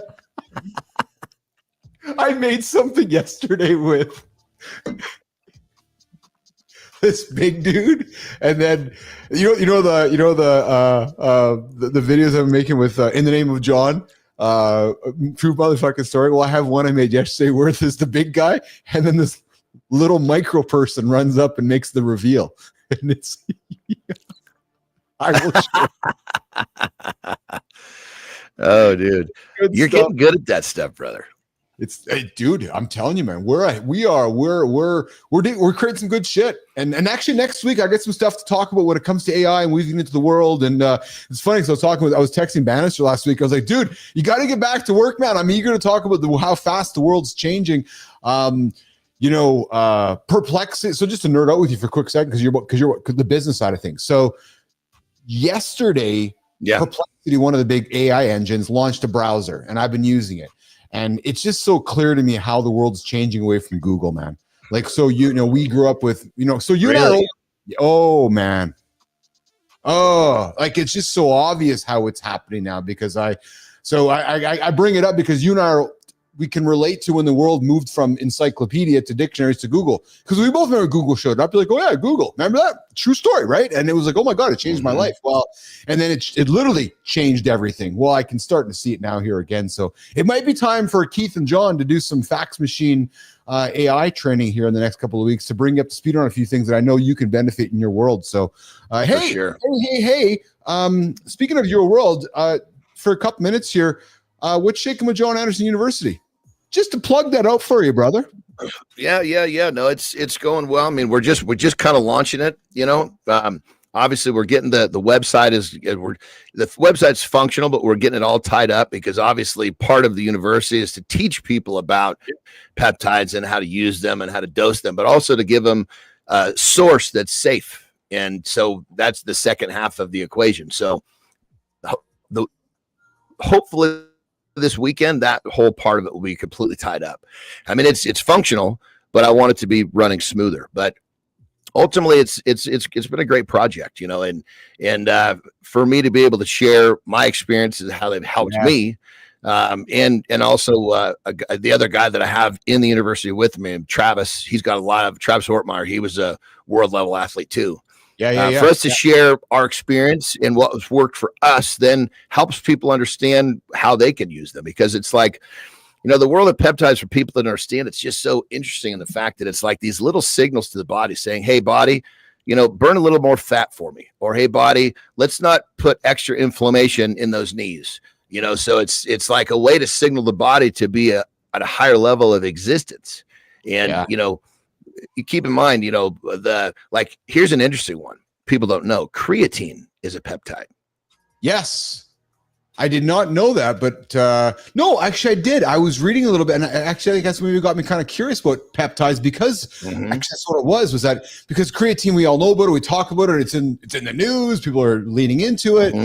But then there's this disclarity around what are peptides. So it's nice to kind of bring that together. But I throw this out there, guys. Yeah. So if you want to connect with John, John's got an immense source of knowledge around all of that. So I would encourage you guys to check out John's website there and just connect with John Anderson. Yeah, the easiest way to find it, I put it as a highlight on my Instagram. So you go to the highlights, you can just click one of the highlights. It takes you right there. Awesome. And guys, connect with Johnny on LinkedIn as well. John's is increasing his presence on the LinkedIn platform as well. But Johnny, looking at I think I'm going to probably put this there too. What do you think, brother? Should I put this? I was thinking about putting my Peptide University as one of my businesses because it is on LinkedIn. I just got to get in there and, I'm not quite as fluent with adjusting my LinkedIn profiles. I absolutely would. And if I can help, I absolutely do that. Got some comments here coming from you. We got Bernard going in. Oh, Bernard, doesn't the man propose traditionally? Yes. So we're Bernard, we're curious to know who's going to propose here, whether it's going to be me or Johnny. But, and then what if your character can hold the face on a stick in front of the Yeti? Well, we're working on that too, Bernard. I got some funny stuff with that. And then Holroyd, yes, a browser. Yeah. Perplexity launched a browser. ChatGPT, OpenAI is launching a browser next week. So the browser wars are going to be back. So there's going to be an OpenAI browser coming out. And when that stuff comes out, I will talk, I will share, I will do what I can to educate you guys on all that stuff so I can help your guys' world become much better. And then Johnny coming back with Bernard saying, beware of state regulations on the word university and the legalities of the business aspect a lot. Apparently, Bernard learned firsthand, perhaps learned hard about that. So maybe that, Bernard, if you got some information to share with Johnny, I would invite you guys to do that. And then lastly, Holroyd knows Travis. I love Travis, smart guy and hilarious. Maybe he doesn't know him, but Travis Oppenheimer. He's every Sunday morning, 8 a.m. Pacific time when we do our live stream where we do Peptide of the Week video. It's 30 minutes where we basically break it down and talk about our experience with it. So check it out, brother. Awesome. Here's a question though, brother. Check it out. Quick question. So it's really to our loyal audience here, I should say. Yeah. Do they understand what the proposal is for? I don't know if they do. They do. I don't think they do. Because you've teased it a few times, but I only fucking caught it because we had a brief conversation about it. Well, it's way back when. So does anybody there know what the proposal is about? If you do, put it up in the chat. I'm curious to know. I mean, it would be really, if they understand this, they are fucking listening closely. Holy shit. Very closely, yeah. Well, if anybody's paying very close attention, I know there's 3 people that pay immense attention. Lady Drew I get comments. Lady Drew's awesome. I'll get a LinkedIn comment from her. She'll be like, you guys said this. And I'm like, no, hold on. Clarify. She's awesome. She shows up very engaged and she's always holding us accountable. If there's anything, I know Lady Drew is holding us accountable. Holroyd's showing up all the time. I know Holroyd's listening, doing his shit. I got to tell you, man, I saw a picture of Holroyd. And I started, and there's a guy down the street. His name's Jerry. I think it's the same person. I'm like, holy fuck, it's actually the same person. The way they stand, the way they look. And then I know Bernard always pays attention too. So we'll have to see. And as the weekend goes by, we'll kind of tease it out throughout the next week and see if it happens. What's this here?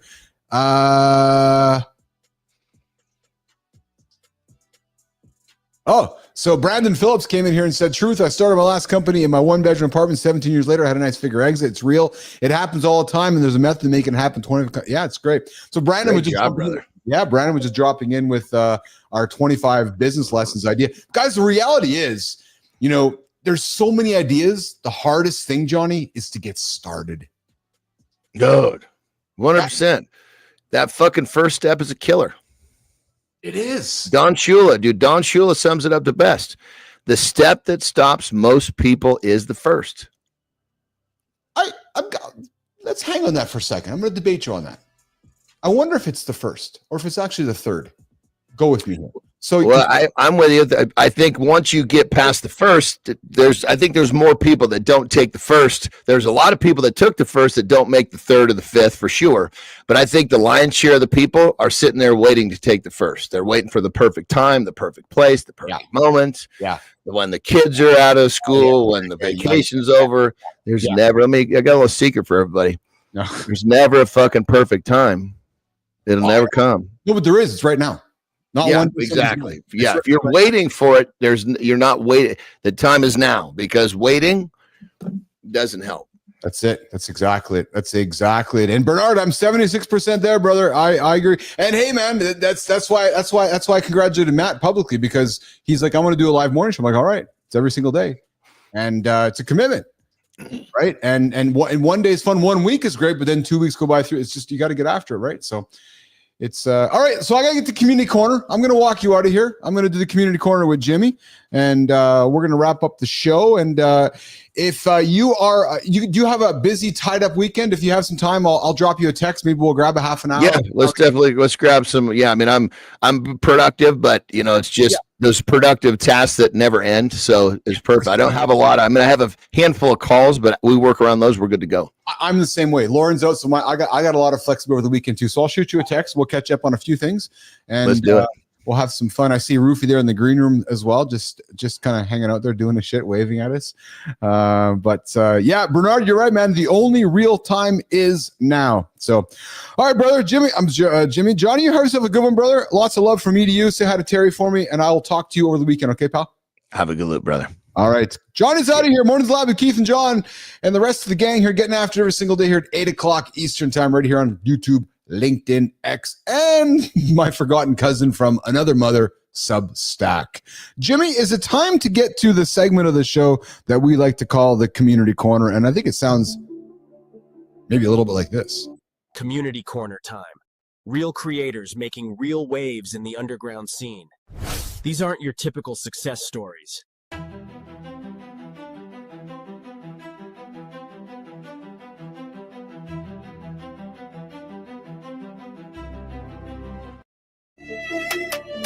So,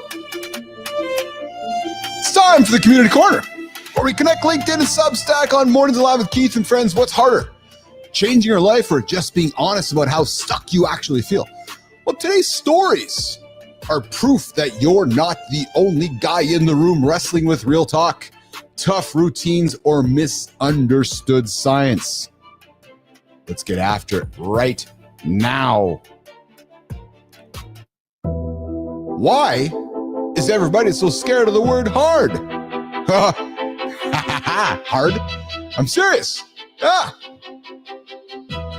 Gwendolyn Bounds dropped a post about why the hardest things are usually in the best investments. True story. Turns out most humans are hard and sprint the other way. But what if the return on investment for leaning into discomfort is actually higher than every shortcut and hack out there? Well, Wendy gives us 5, not 4, not 3, but 5 doable discomforts for daily life. Stand at your desk, take the stairs, go without your phone, work in silence, and try walk or run without a plan. This isn't some morning motivation fluff. She's run 54 Spartan races by stacking these tiny challenges, and her entire transformation started with one hard choice. Break the cycle of sameness. Same. Yeah, you do the same things, you get the same results. So the bottom line, Jimmy, if it feels hard, I guarantee you, not probably, I fucking guarantee you it's worth it, right, Bernard? If it's hard, it's worth it. So the next time your brain yells and tells you it's going to be hard, you know what you do? I invite you to lean in, run, move towards it. Because you know what's going to happen? You might surprise yourself. Oh yeah, that is a true mother story. All right. The secret sauce for growing men: stay humble, stay curious. Well, John Gratch on Substack, he says, real leadership is about curiosity and humility, asking the hard questions, listening more than you talk, and keeping your confidence in check. Josh puts it like this: the best leaders keep their courage and their power in check by staying humble. And that's what turns leadership from a one-man show into a true team effort. So if you're stuck thinking you need to have all the answers, maybe the real power is to stay teachable. Maybe it is. Who knows?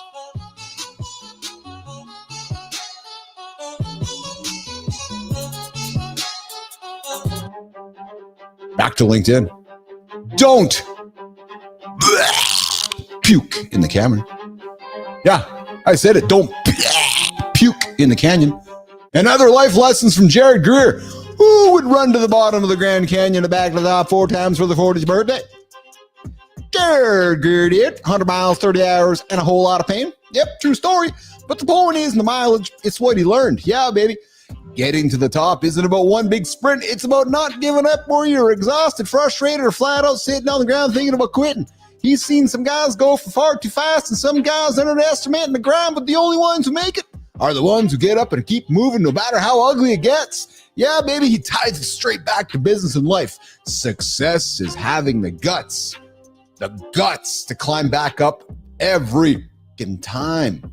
So, next time you hit the wall at work, in your routine, or in your mindset, move. Move. Get up, get after. Don't hit the snooze button, because as Jared says, the only alternative is to stay where you are. Yep. Raise your hand if you think metabolism is raise your hand if you think metabolism is some mysterious force that decides if you're lean or not. I got a 6-pack. My metabolism's great. Yeah. Well, Mike Baer says it's outdated science. He calls metabolism the most misunderstood part of health. You want to wrestle John Anderson? Metabolism is how your body uses energy. And while genetics play a part, I was born with my 6-pack abs. It's your muscle movement and habits that matter most. 6-pack abs are built in the kitchen. True story. Enjoy less, sleep less than 7. Blah. If you're going to sleep less than 7 hours, you're killing your metabolism. If you're going to sit all day, you're the same thing. The secret isn't magic supplements or the next fitness gadget. It's eating real whole food, lifting weights, moving throughout the day, getting your sleep, and staying hydrated. Simple, point blank, period, true story. Yep, true mother-in story. Sleep, water, hydrate, get up, get after, get moving. That's it. Get your 6-pack abs. There is your wrap for the Community Corner. Remember, if it feels hard, you're probably on the right track. If you want your story featured, follow us and tag us on LinkedIn and Substack, and let us keep this conversation going. Boys and girls, start your day with momentum, fellas. Ditch the snooze button and own the morning. to get after it on Mornings in the Lab with Keith, John, Marty, AJ, Maddie, and the entire gang on Mornings in the Lab with Keith, John, and friends, 8 o'clock Eastern Time, right here on LinkedIn, YouTube, and X. All right, moving our attention to the creator spotlights. Jimmy, let's kick it off. Let's get after it.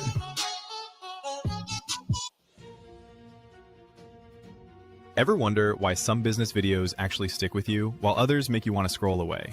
Most leaders struggle with creating video content that truly connects. They invest in expensive equipment and polished production, yet their message gets lost in a sea of forgettable corporate speak that fails to inspire action or build genuine relationships. Tiger Joseph discovered this truth filming everyone from presidents to local business owners. His journey from skateboarding kid with a cheap camera to White House filmmaker proved that breakthrough storytelling comes from authentic narrative, not production value. Focusing on personal transformation stories that make your expertise memorable and your message impossible to ignore. Stop playing it safe. Start telling stories that matter. Your audience is waiting. Joseph. Yeah, sound effect. Surprise! We're celebrating you. What sets Tiger Joseph apart isn't just his eye of the tiger. Hey, baby, eye of the tiger, it's the king of the fight. Loose. Oh, wait a minute. There's my ADHD getting there, Jimmy. What sets Tiger Joseph apart isn't just his eye for video. It's the way he sees. The way he sees the world. He's the kind of guy who finds beauty. He finds beauty in the ordinary. Yes, he does. Who will start a conversation with anyone. And who never lost that childhood curiosity. He's into Mongolian throat singing. He reads Emerson. And he cares deeply about what's real, not what's trendy. Whether he's hosting a podcast or hanging out off camera, Tiger brings genuine energy and thoughtfulness everywhere he goes. You can't fake that kind of presence. And you can't fake this kind of entertainment. Tiger. Would love to have you on my show. True motherfucking story. Oh, yep. Would love to bring you on here and celebrate you. Would love to give you the creator spotlight in the community corner to pay it forward for the next community corner and the next creator spotlight on Mornings in the Lab with Keith, John, and friends. Getting after it every single day, 8 o'clock Eastern Time. So, Tyler, this is all about entertainment and education right here on the show. Get up, get after it. Come join me. Come join the conversation. Mornings in the Lab with Keith and friends. The community corner with Tyler Joseph. Yeah. We're celebrating you, Tyler. Having some fun with you too, brother, every single day right here. I want to have you on the show. All right, Jimmy, let's go to the next one. Uncle Keith's having a good old Friday here today. Let's bring the next one up. The next creator spot. Ever wondered how you break the cycle when you never saw it done right yourself? Most fathers today are stepping into parenthood with more questions than answers. Old mistakes aren't broken, they're simply missing the right support system. Gareth Wall, founder of the Be a Superdad movement, discovered that transformation happens not through preaching, but through listening and asking the questions no one else dares to ask. His approach combines practical strategies with emotional intelligence, helping men rewrite family legacies one conversation at a time. The result? Fathers across the UK are moving from shame-based parenting to confident, connected relationships with their children. Ready to become the father you always wanted to be? Start by asking yourself the hard questions, and then find someone who will listen to the answers. Hey! I had to get the noise going for you, Mr. Gareth Wall. I had to get the music queued up for you, Mr. Gareth Wall. I had to get the right song queued for you, Mr. Gareth Wall.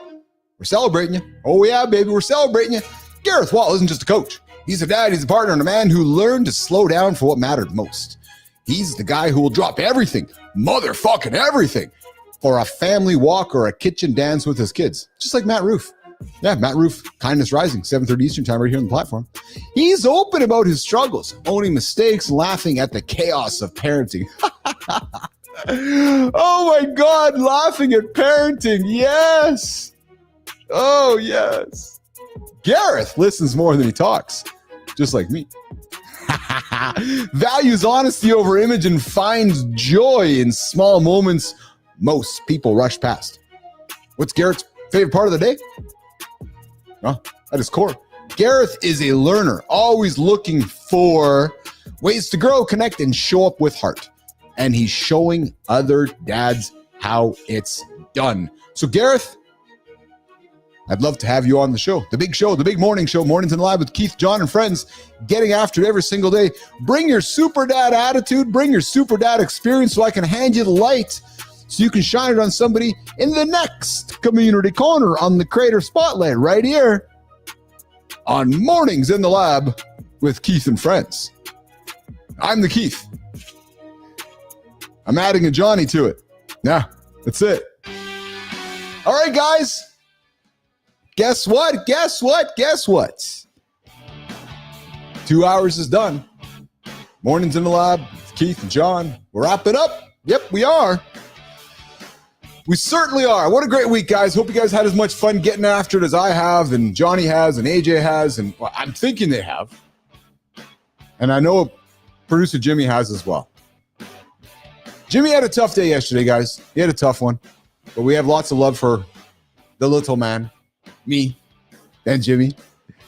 He's back at it today. He's plugged in. He's all sorted out. And I know we were having fun at Jimmy's expense yesterday as well. So listen, guys, I'm going to get out of here. I hope you guys have a wonderful weekend loop. Lady Drew to you. Adam Holroyd to you. B-Drive to you. Good time to you. And to everybody else here tuning in, Christopher Martin. Hey, see Marty Fit is over on LinkedIn. Hey, Marty, we were talking about the Black Stallion earlier on the show here, and I was wondering where you were when we were talking about it. Yeah, it came up. The Black Stallion. I was like, oh, that's Marty. I was like, the Black Stallion. Christopher Martin. All right, guys, we're going to get out of here. Marty, we'll see you on Monday, brother. We'll talk to you over the weekend. Jimmy, get me out of here. Bernard, everybody, we'll see you guys. Have a wonderful weekend. Lady Drew, have a wonderful weekend loop. We'll see you guys back here on Monday, 8 o'clock Eastern time on the big YouTube, the LinkedIn, the X, the Substack. I'm out of here. Jimmy, I'm walking out, and I'm going to do just like this. We'll see you guys. You can join the show live. The number is 431-300-3005. Call, text, or leave a voicemail. Join the Mornings in the Lab community by hitting subscribe. If you pay, Keith promises to get me better clothes. It's at the morning.store. Keith, I might as well do everything for you. I'm out of here.